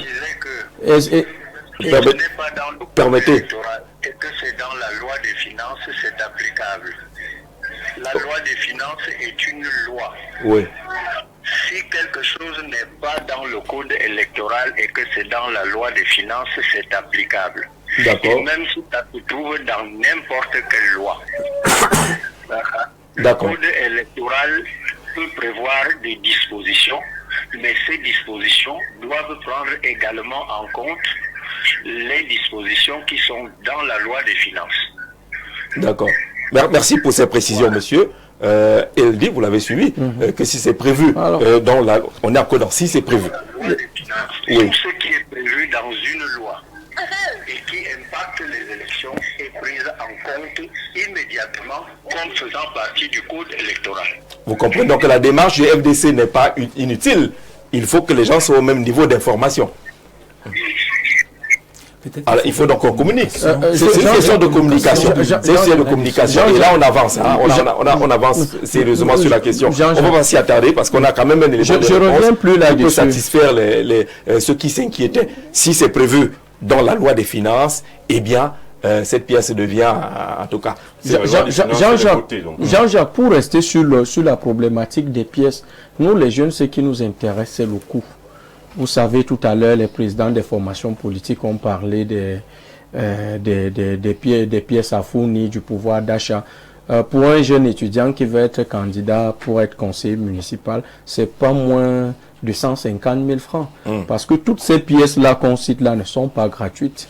Nous connaissons l'environnement dans lequel nous évoluons. Si vous allez au niveau du ministère des Finances pour demander ces documents, dans tous les cas, vous allez... Yankou.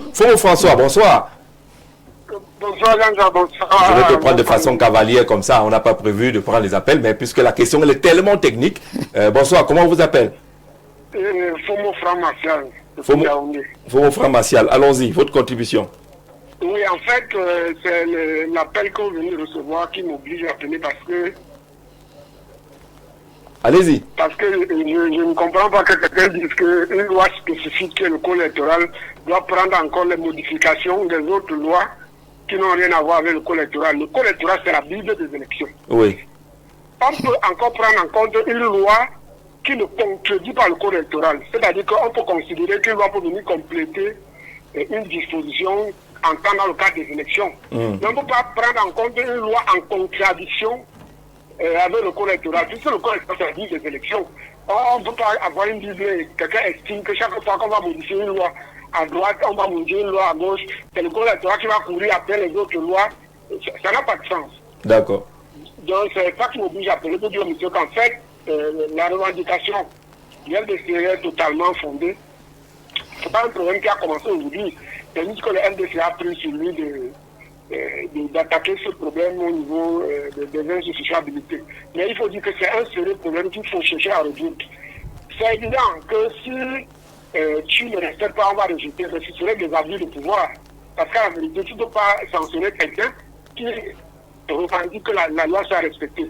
Je pense qu'on doit être beaucoup plus humble et que l'État peut, dans une bonne mesure, se concerter avec les différents acteurs, leur faisant comprendre la nécessité de faire d'abord comme ça, le temps de corriger un certain nombre de choses, que de vouloir donner l'impression que c'est ceux qui revendiquent le respect de la réglementation qui sont hors la loi. Je pense que c'est pas comme ça qu'il faut faire la chose. D'accord.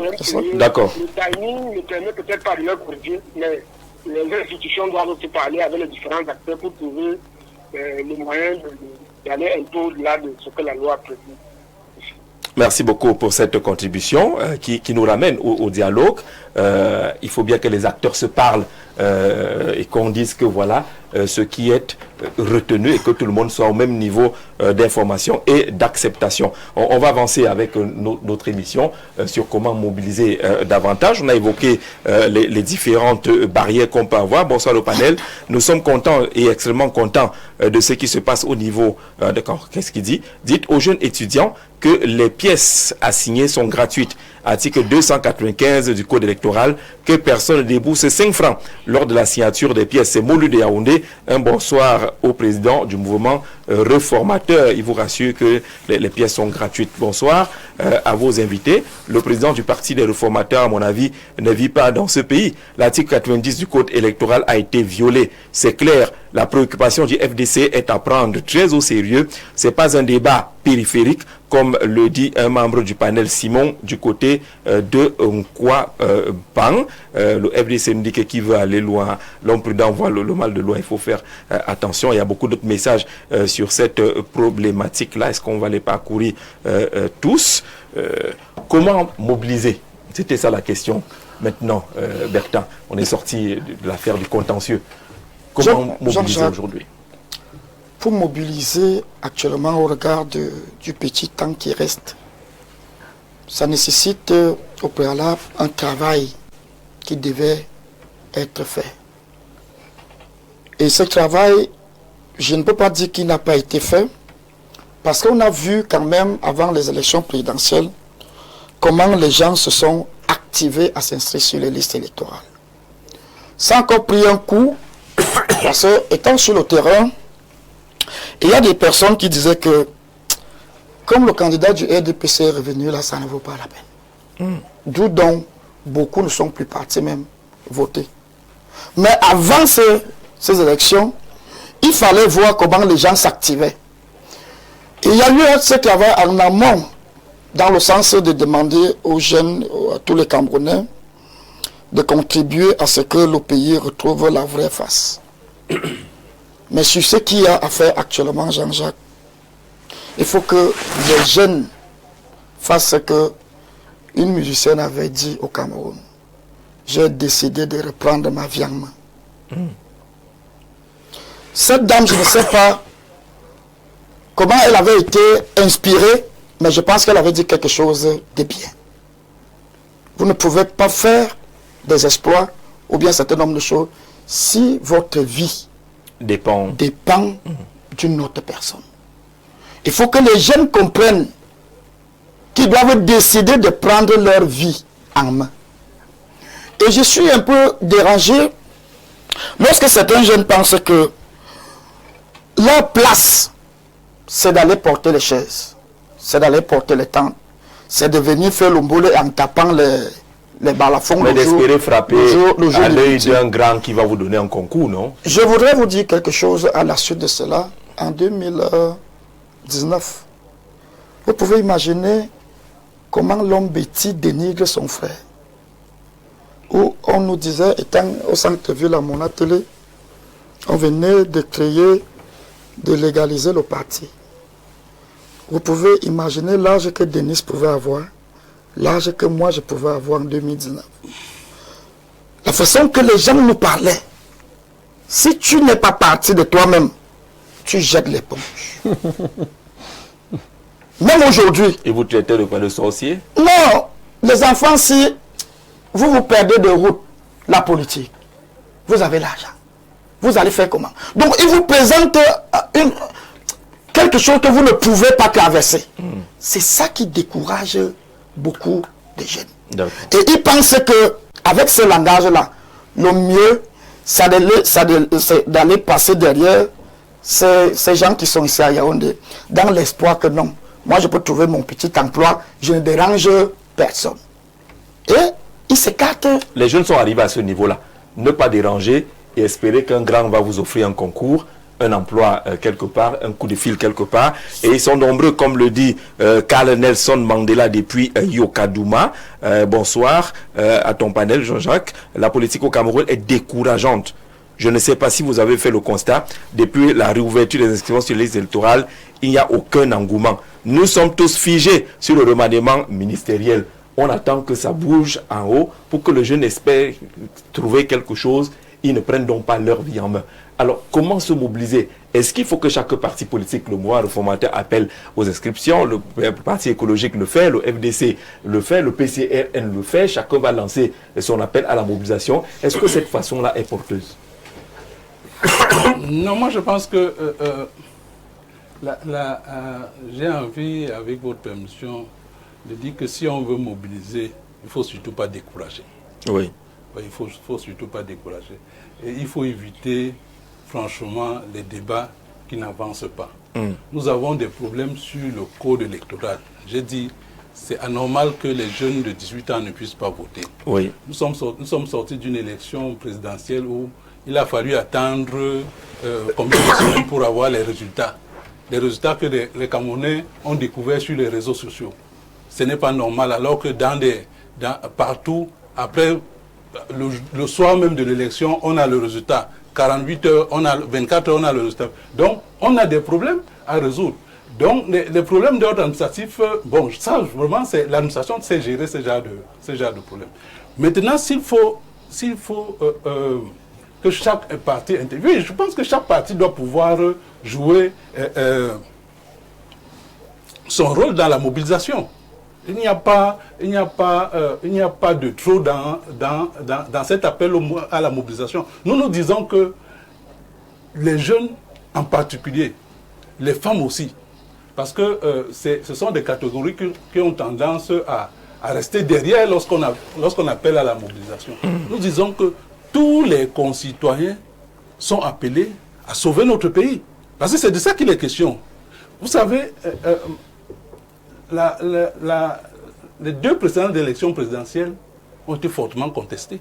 C'est aussi parce que le code doit être modifié. Nous avons des dispositions qui ne sont pas correctes dans le code. L'élection législative qui vient peut effectivement donner l'occasion d'améliorer le code électoral avant la prochaine élection présidentielle qui va venir. Parce que là, nous avons laissé sur le carreau quelques-uns de nos concitoyens après la dernière élection. On ne sait pas ce qui va arriver demain. Et c'est pour cela que nous disons au mouvement réformateur que nous avons peut-être la dernière chance avec l'élection législative qui vient de sauver véritablement ce pays. Et c'est pour ça que les gens ne doivent pas rester chez eux. Les gens doivent comprendre que c'est très important, c'est fondamental si on veut préserver l'unité de notre pays et éviter à notre pays le déchirement qu'on a vu dans notre pays. Vous savez, moi je dis souvent aux gens, si nous avons créé le mouvement réformateur, c'est aussi parce que nous avons vécu, nous avons vécu ce qui s'est passé en Côte d'Ivoire. La crise post-électorale en Côte d'Ivoire, c'était au moins 3000 morts. Alors, quelqu'un a parlé que ça arrive dans notre pays. Quelqu'un a parlé de la confiance, que les gens retrouvent une confiance envers les institutions et les lois qui gèrent les élections dans notre pays. Cet aspect-là. Ça passe par la modification consensuelle du code électoral. Oui. Et ça ne peut se faire que, si vous voulez... Si on a une Assemblée nationale qui est prête à le faire, parce qu'aujourd'hui, on a une Assemblée nationale, excusez-moi, qui est caporalisée par un parti, donc qui met les préoccupations du parti au-dessus des préoccupations de la nation. C'est le problème que nous avons aujourd'hui. Donc il faut une Assemblée nationale. C'est pour ça que nous disons, nous voulons une Assemblée nationale citoyenne. Donc ça veut dire qu'il fait passer les enjeux de la nation avant l'intérêt du parti. C'est vraiment le sens de notre appel. Et là, vous êtes d'accord avec notre ami qui nous écrit depuis Berthois. Bonsoir, chers panélistes, et bonsoir, Jean-Jacques Zé. La mobilisation des partis politiques et les jeunes doit être basée fortement sur l'article 113 du Code électoral, c'est-à-dire promulguer les résultats immédiatement après dépouillement par chaque bureau de vote. Doumbé, depuis Berthois, ça ferait que les gens auront confiance au processus électoral. Est-ce que évoquer les aspects du code électoral aujourd'hui nous font avancer ces aspects-là? Est-ce que cela nous fait avancer, Président? Oui, je pense que le code électoral est problématique. Je pense que tous les partis d'opposition sont d'accord là-dessus, en termes de constat. La question, c'est toujours de réussir à le faire avancer, à le faire changer. Ça ne bouge pas beaucoup. Et comme a dit le président du mouvement réformateur, l'élection législative à venir est une occasion en or de réformer ce code de manière pacifique. Il faut que les citoyens savent que l'élection présidentielle n'a rien à voir avec les élections locales. Le dépouillement des élections législatives, des élections locales, c'est sur place. C'est sur place. Et il n'y a pas d'attente, il n'y a pas de de postposition de résultats. Donc, aller voter, ça ne serait pas l'élection présidentielle. Celui qui serait élu, mais serait élu là. Il ne faut pas qu'on vienne avec les considérations de la présidentielle au niveau des élections locales. Sinon, le vent de découragement va prendre tout le monde. Il faut que nos concitoyens comprennent que le processus de l'élection présidentielle n'a rien à voir avec l'élection locale. L'élection locale, celui qui va être élu, mais on va le savoir là, au monde du songe. Donc, on ne peut pas tricher. C'est là. Donc, votez et surveillez votre vote. Si vous le faites, le maire sera votre maire que vous aurez choisi. Vos conseillers municipaux seront vos conseillers municipaux. Donc, il faut que la jeunesse, il faut que le peuple comprenne que l'élection présidentielle n'a rien à voir avec l'élection locale. L'élection locale n'est pas toujours une affaire d'idéologie du parti politique. C'est une élection de développement. Tout à fait. Et ça, c'est aussi ce que vous dites est tout à fait pertinent. Il faut que les gens comprennent. L'élection locale, le maire est la deuxième personnalité dans un pays après l'élection du président de la République. Oui. C'est le magistrat municipal. Donc, il gère directement avec nos concitoyens. Donc, c'est une élection importante. Et la manière dont ça se passe, si on vote et on surveille le vote, croyez-moi, aujourd'hui, avec l'émancipation que nous avons vue dans l'élection présidentielle, on a vu que les Camerounais ont une certaine émancipation politique. On la veut davantage. Et je pense que la première manifestation de cette émancipation politique, c'est bien évidemment cette élection législative et locale qui est en train d'arriver. Il ne faudrait pas que la non-cohérence ou les petits désarrois que nous avons eu à l'élection présidentielle puissent créer une certaine démotivation par rapport à l'élection locale. Non, c'est vraiment là où vous pourrez incarner votre rigueur. Parce qu'on a vu le peuple camerounais debout, prêt à tout vent pour protéger son vote et le contrôler. Continuez comme ça, comme vous avez fait à l'élection présidentielle, et vous ne serez pas vaincu, puisque c'est vraiment une élection qui est faite pour dire la vérité au moment où on a voté. Donc c'est vraiment, ça va libérer le peuple, ça va permettre une alternance, ça fera que le peuple puisse avoir les élus qu'elle aurait choisis, et ça permettrait de mettre en place de nouvelles politiques. Nous les écologistes, nous allons faire le maximum pour investir nos candidats dans toutes les municipalités. L'écologie, le principe, c'est le principe de la solidarité. Nous sommes dans un pays où 80% de la richesse est détenue par 20% des citoyens qui votent en 4x4. Comme ça, la pause centrale à 18h, vous voyez bien que... Un balai de 4x4. Il y a un balai de 4x4 qui passe alors que d'autres attendent le taxi. Ça montre très bien la fracture sociale qui est dans notre pays. Il faut absorber cette fracture sociale, notamment par la nouvelle réforme de redistribution des richesses, d'où nous, les écologistes, nous avons la solidarité comme valeur cardinale de notre programme. C'est quoi la solidarité? C'est d'aller taxer les plus riches, les entreprises qui font du bénéfice, comme les brasseries du Cameroun. Je disais au ministre des Finances, mais taxer plus les brasseries, ils font beaucoup de bénéfices, des milliards et des milliards, que d'augmenter le timbre fiscal, qui était de 500 et devenir à 1500. Parce qu'augmenter le timbre fiscal, c'est quoi? C'est de faire un prélèvement obligatoire sur tous les Camerounais. Il y a les gens qui ne peuvent pas manger parce qu'ils ont payé le timbre pour faire des dossiers d'un concours ou n'importe quoi, parce que le timbre fiscal est devenu 3 fois plus cher. Jean-Jacques, il est à 500 francs, il est à 1500. L'État cherche des recettes, mais il est au mauvais endroit. On ne peut pas créer de nouvelles taxes pour commencer à infliger une imposition sur tous les citoyens par rapport à une démarche administrative, alors que nous avons des entreprises dans le pays qui font du bénéfice, et on dit les Camerounais boivent beaucoup, ils ont bu tel nombre de milliards de litres de bière, etc. Ils font du bénéfice. Donc on doit aller chercher les impôts sur ceux qui font des bénéfices et laisser nos concitoyens, et ceux-là doivent aussi davantage contribuer à la solidarité nationale. Parce que payer des impôts dans un pays où vous faites des recettes, ce n'est pas du vol, c'est tout à fait normal. On ne peut pas aller massacrer les citoyens qui cherchent déjà de quoi manger 2-3 repas par jour, alors qu'on a des entreprises qui brassent des milliards et des milliards. D'accord. Mohamed Ali voulait ajouter quelque chose là-dessus. Bonsoir, votre panel, monsieur Jean-Jacques Zé. Mais si le président était sérieux dans ses déclarations, c'est-à-dire place aux jeunes et aux femmes, je pense que tout devrait commencer par la sélection en n'acceptant pas déjà les candidatures de ces vieux. Merci et bonne émission à vous. C'est Marius qui envoie ce message-là. Et quelqu'un a dit, est-ce que le jeune là qui soutient Paul Biya n'est pas en contradiction avec lui-même? Si je vais retrouver le message en question tout à l'heure, et là il s'adressait à Mohamed Ali. Comment mobiliser, peut-on mobiliser différemment dans le contexte qu'on imagine, surtout pour votre parti politique? Jean-Jacques Zé, au niveau du RDPC, nous avons un organe qu'on appelle l'OJRDPC. À l'intérieur, on forme parce que la plupart des difficultés que les jeunes rencontrent, c'est un problème de formation politique. Moi, je me suis intéressé très tôt à la politique. Je ne ratais aucune émission politique. Je pouvais vous citer telle émission sur telle chaîne. J'entendais tous ces aînés avec qui je partage le plateau parler de la politique. Maintenant, le plus important, comme le disait le président du parti Les Écologistes, c'est de pouvoir changer nos conditions de vie. Nous avons donné pendant un temps la chance à certaines personnes de nous aménager des possibilités de nous insérer. Aujourd'hui, quand on parle du processus de financement des projets, on va réunir des personnes vraiment qui sont déconnectées de la jeunesse pour réfléchir sur les problèmes de la jeunesse. Regardez l'âge du ministre de la Jeunesse au Cameroun. Je n'ai rien contre l'aîné Mounouna Futsu qui fait un très bon travail, mais je pense que un jeune ferait mieux le travail. Maintenant, Jean-Jacques, les jeunes, ce qu'ils doivent savoir, c'est que, par exemple, dans les élections municipales et législatives au Cameroun, on a l'habitude d'avoir les têtes des listes. On vous dit par exemple que le président du parti, c'est un exemple, les réformateurs, il conduit une liste dans tel endroit. Et le jeune, lui, s'assoit, il dit que je viens donner ma CNI, on fait mon dossier et il devient un jeune sac à dos. Ça veut dire qu'à un certain moment donné, s'il faut éliminer le président du parti, on va l'éliminer.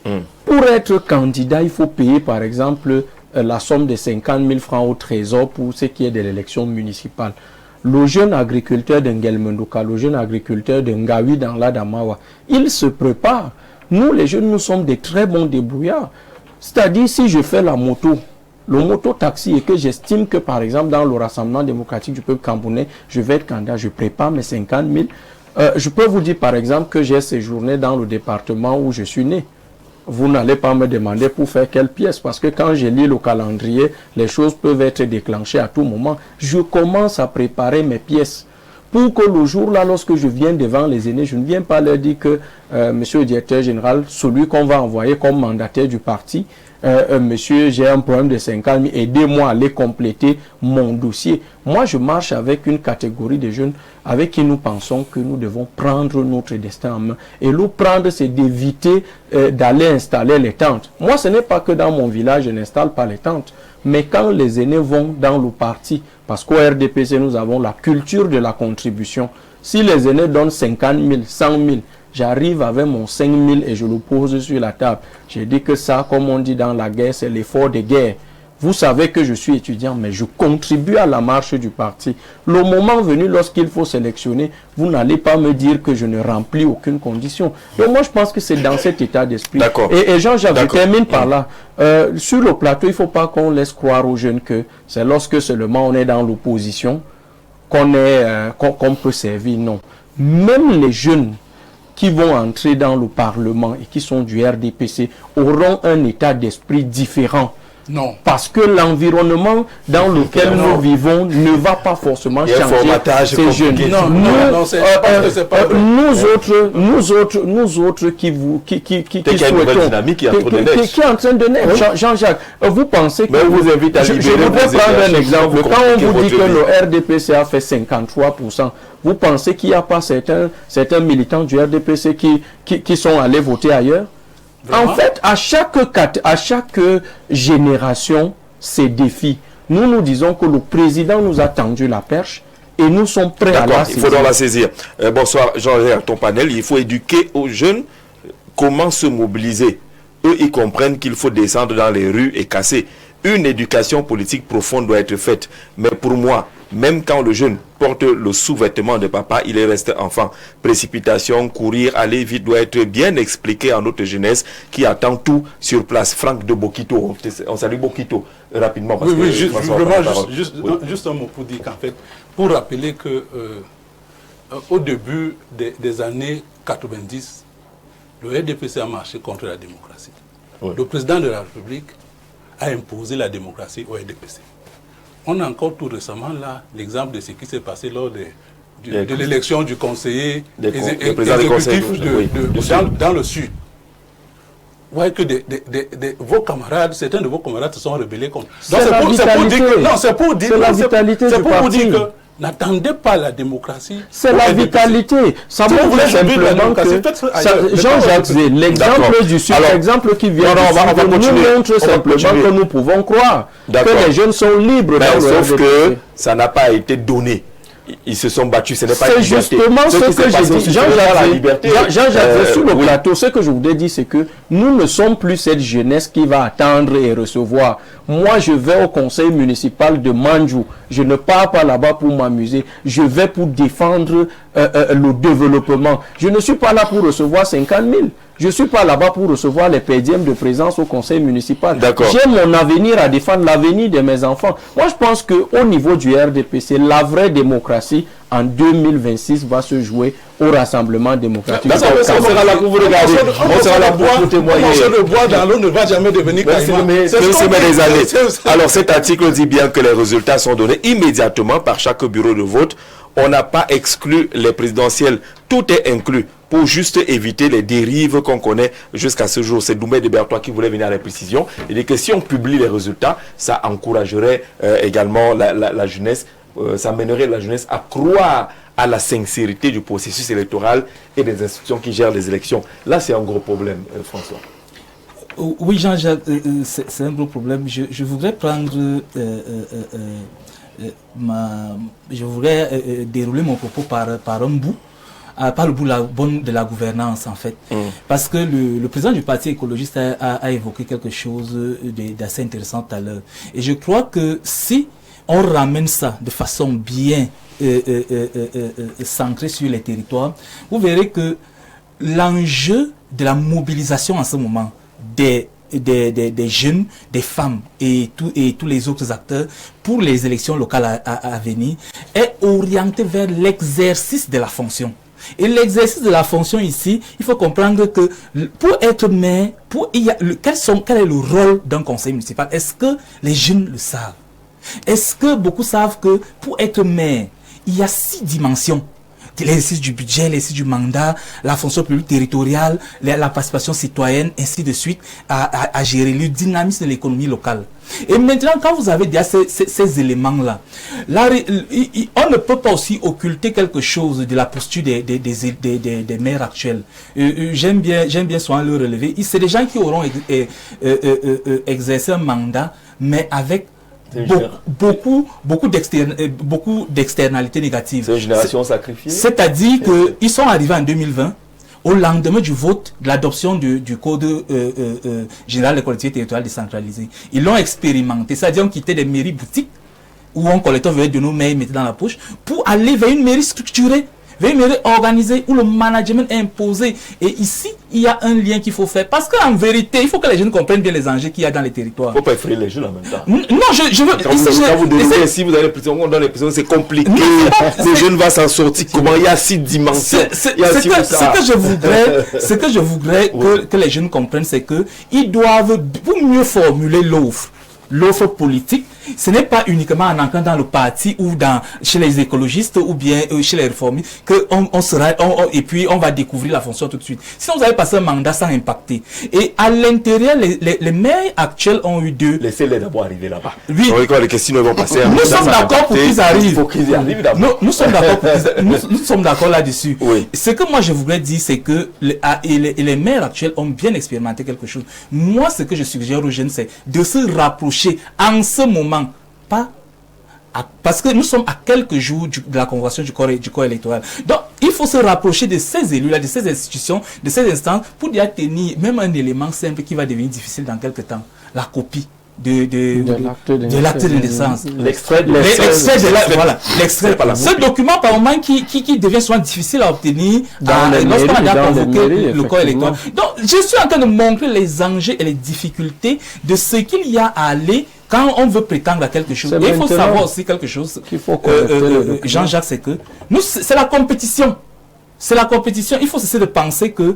Je dis, si vous prenez les statistiques de l'ECAM, on a 6800 à peu près, jeunes et femmes.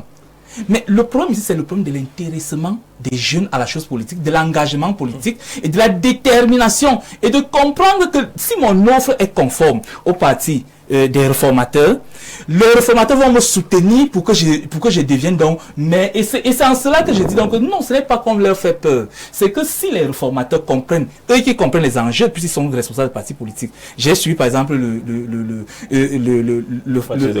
parti des écologistes est déroulé tout à l'heure. Il n'y a pas de développement durable. On ne parle même pas de développement de nos jours sans parler de développement durable. Et si on ne parle pas de développement durable, il faut parler de la gestion de l'environnement, de la gouvernance. Moi, je suis d'accord, mais je sais que les jeunes sont conscients des enjeux. Ils savent ce qu'il faut faire. La question est celle de savoir comment les amener à être présents comme candidats. en acceptant simplement d'aller compétir et aller faire le jeu démocratique. Et la scène politique, quelqu'un le disait fort à propos, c'est Saint Thomas d'Aquin. Il a dit que lorsque vous entrez en politique, vous devenez un véritable humain. L'idée que moi je peux dire à nos frères aujourd'hui, c'est de s'engager et de se lâcher à fond et de savoir que c'est une compétition. Si je suis en face du parti Les Écologistes sur le terrain, ce n'est pas le RDPC, mais il ne me fera pas de cadeau. Il faut comprendre que c'est une compétition. Et il faut cesser aussi le divertissement, les débats autour de Samuel Eto'o, de qui a gagné la CAN, de qui n'est pas bon. Non, il faut rentrer sur prenez à corps les préoccupations de développement de nos territoires, de notre nation, et lâchons-nous, parce que c'est la latence, la léthargie et l'indolence qui font en ce moment que tout le monde se dit on attend le remaniement présidentiel. D'accord. Comme on remplit les salles de Paris foot et autres là, on peut également remplir les bureaux de foot. Tout à fait, tout à fait. Snack bar, l'argent qu'on dépense, Mohamed Ali, pour acheter une bassine de bière, pour vous permettre de commencer à faire les premières pièces. Et il ne faut pas attendre le dernier jour, la convocation du corps électoral. Il y a des pièces qui ont une durée de vie de 3 mois. Si vous les faites maintenant, on va convoquer le corps électoral, vous serez à jour avec ces différentes pièces-là. Donc n'attendez pas les 15 jours, comme Bertrand nous l'a dit tout à l'heure, qui rend un peu la situation compliquée parce que tout le monde va se jeter sur à 15 jours. On peut commencer à les faire maintenant, Bertrand, c'est ça. Surtout que Jean-Jacques, certains responsables disparaissent. Voilà, certains disparaissent. Les maires sortants qui doivent délivrer. Vous demandez une pièce, on commence, même les sous-préfets disparaissent en cette période-là. Bertrand, comment y aller avec cette mobilisation? Il faut la commencer maintenant. Est-ce que chaque parti politique va aller en solo dans cette affaire? Est-il possible d'imaginer une fusion des partis politiques? Je ne veux pas revenir au débat sur la coalition ou pas, mais un mouvement concerté des partis politiques.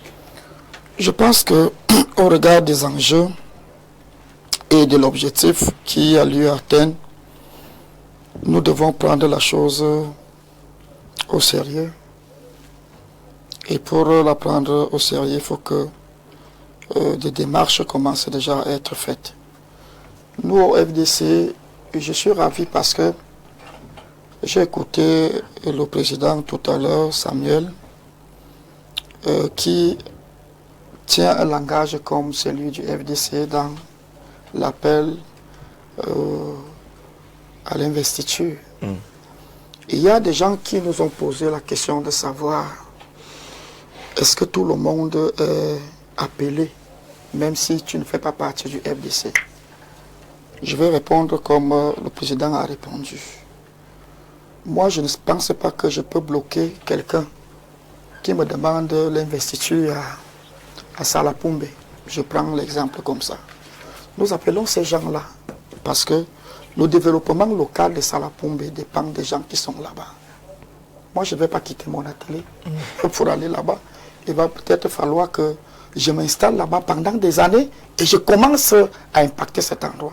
Mais quitter de mon atelier maintenant pour Salapumbe, c'est impossible. C'est la raison pour laquelle quand je communique, je cause avec les gens, je leur dis que cela impacte ta localité. Tout à l'heure, quand mon compagnoniste Mohamed Ali a parlé, leur parti est compliqué. Pourquoi? Parce que là-bas, le parti investit la liste qu'il veut. Et ça devient difficile. Il n'y a pas de préliminaire. On vous dit que c'est telle liste qui est passée. Ou alors on vous amène à une sorte de liste consensuelle. De consensuelle. Que tu mets 3, je mets 3, exactement. Je mets 3.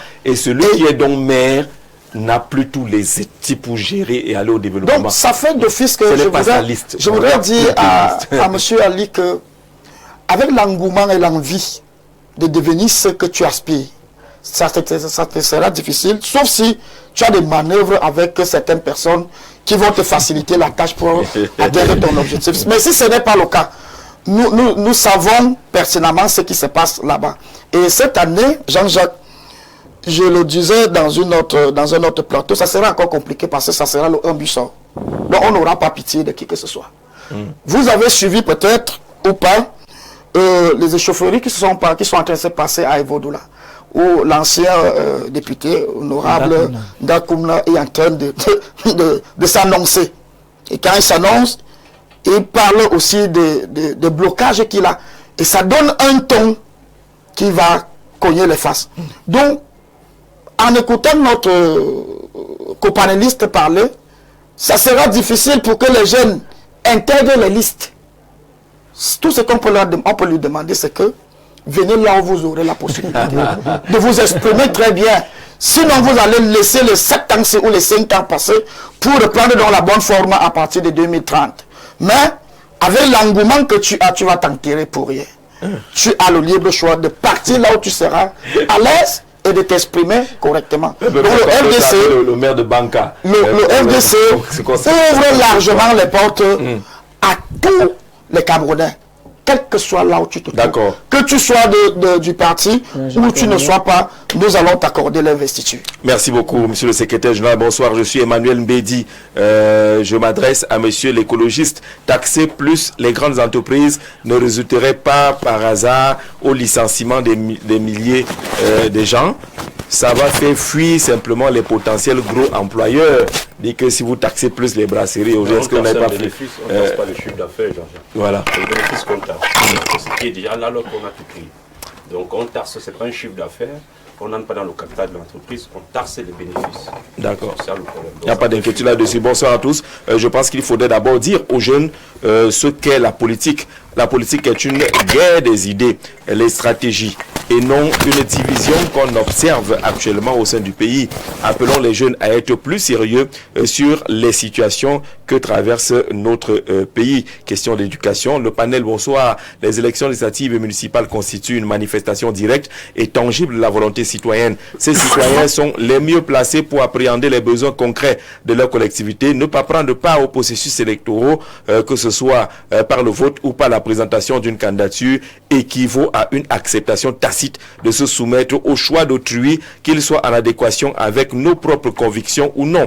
Monsieur Dieudonné Jérôme Mbalambala, coordinateur de l'Observatoire citoyen du Cameroun. Allez, monsieur le Cordeau, j'enregistre votre numéro. J'espère que vous viendrez un de ces 4 sur nos plateaux. Bonsoir.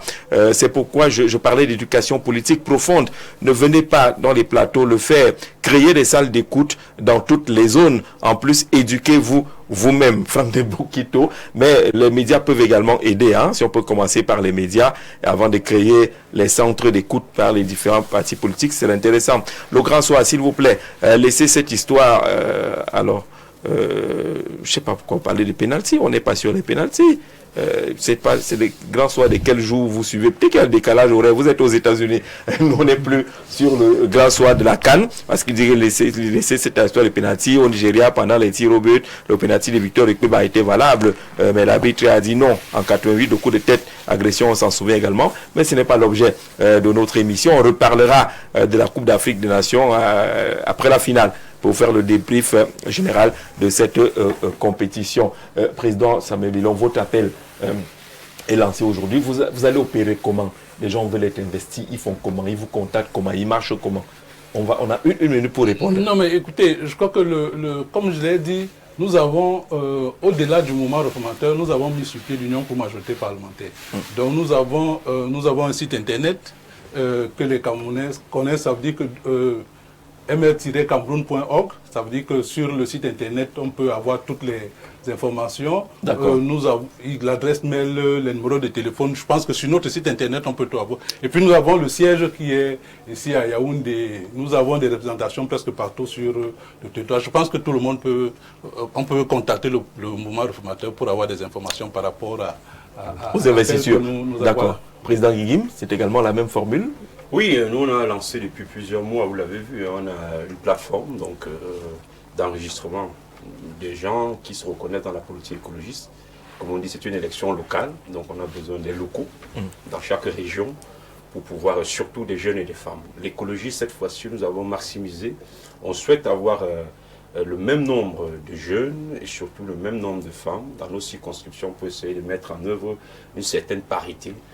Quand nous allons investir nos candidats, cette parité sera la forme de gouvernance que nous allons commencer à annoncer si jamais nous sommes élus et si nos listes sont votées. Même au niveau de la mairie, nous allons mettre une certaine parité où on aura les femmes vivement représentées parce qu'elles représentent le maillon majoritaire de la société Et aujourd'hui, il faut qu'au niveau local, on donne déjà l'exemple au niveau de mettre les femmes au niveau des responsabilités. Salah Poumbe est d'office responsable du développement de son unité, puisque le responsable de cette unité connaît mieux cette zone. Donc les jeunes doivent impérativement s'impliquer. Doumbé depuis Bertois, merci pour cet appel-là.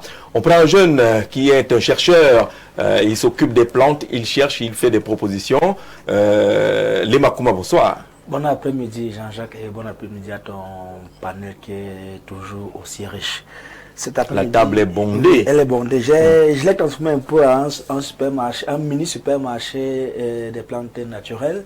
Ici, nous avons le Rhumatox, ce produit-là qui permet aux personnes qui sont victimes de rhumatisme, d'arthrose, des nerfs sciatiques et même de la goutte, de pouvoir avoir des solutions de manière concrète. Des personnes même qui ont les problèmes des os, c'est-à-dire qu'elles sont peut-être en surpoids et que les os n'arrivent pas à supporter la masse corporelle. Les personnes du troisième âge, que de manière naturelle, elles commencent à avoir des os et qui s'affaiblissent, et du fait que le système immunitaire est devenu défaillant de manière naturelle.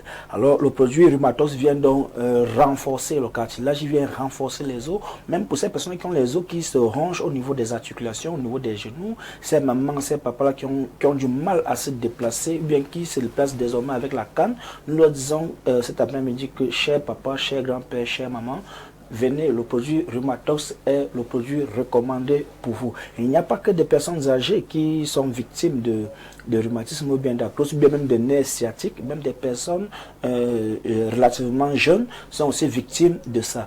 Comme je l'ai dit tantôt, les personnes aussi en surpoids, qui ont les problèmes des os, c'est-à-dire qu'elles ne peuvent pas se tenir debout pendant longtemps, elles auront mal au niveau des genoux, elles auront mal au niveau des chevilles. Le produit Rhumatox est donc ce produit conseillé. Le produit Rhumatox, ce n'est pas une pommade ou bien un baume, c'est un produit en poudre qu'on va mettre dans de l'eau et qu'on va boire un verre matin, un verre soir. Tout simplement, il va donc aller agir de manière ciblée sur toutes les zones qui sont touchées, que vous ayez des douleurs au niveau de la colonne vertébrale, ou bien même au niveau du bassin, ou bien même au niveau du bas du dos, ou bien même au niveau des articulations, comme je l'ai dit tantôt, le produit Rhumatox est la solution. Jean-Jacques, si tu me permets, je suis venu cet après-midi avec le produit King Fimic 24, la solution. Ce produit-là qui permet aux messieurs et aux dames là qui ont les problèmes d'infertilité, ces couples-là qui n'arrivent pas à concevoir ou à procréer. D'ailleurs, la campagne, elle est baptisée Un couple, c'est bébé. Ces femmes-là qui ont les problèmes de trompe bouchée ou bien des myomes, encore des fibromes, elles n'auront plus besoin de passer par des opérations pour avoir la solution. Ces messieurs qui ont les problèmes de faiblesse sexuelle, éjaculation précoce, reprise de la perte d'appétit sexuel, le produit King Fimic et le produit King Tapé Tapé sont disponibles, chers téléspectateurs du Grand Soir. Yaoundé, nous sommes situés au quartier Kondongo, Carrefour, Iptec, à l'immeuble Baïga Center, face Maison du Parti ou Maison de la Femme. Douala, nous sommes situés à la Cité des Palmiers, derrière le lycée de la Cité des Palmiers, et nous sommes aussi à Aquanor, ancien hôtel Madiba, lieu dit Église Salem. Nous avons aussi le produit Open Sex qui est toujours disponible, ce produit-là qui permet d'augmenter la taille et le volume de l'appareil génital de manière naturelle pour ces messieurs-là qui sont victimes du petit appareil génital. C'est possible désormais d'avoir une taille selon votre convenance. Nous avons 3 formats. Il y a le grand format qui augmente entre 4 et 6 centimes, le moyen entre 2 et 4 centimes et le petit entre 1 et 2 centimes, Jean-Jacques. Merci beaucoup, Lema Kouma, d'être passé par ici. Monsieur, merci d'être venu au programme. On espère qu'on va renouveler ces programmes-là pour davantage asseoir la mobilisation souhaitée. Bonsoir à ton riche panel. J'aimerais entrer en contact avec le secrétaire général du FDC, car ma commune est en panne avec le RDPC. Nous avons déjà une forte mobilisation de ce côté. Raphaël, depuis Vengue. Ah, on appelle le FDC du côté de Vengue. On dit que la commune est en panne là-bas à cause du RDPC. Vous devez entrer en contact avec le SG du FDC. Je vous donne son contact tout à l'heure. Nous, on sera dans l'animation politique. On dit merci et très bonne soirée. Le journal en anglais, c'est tout à l'heure à 19h, dans quelques minutes.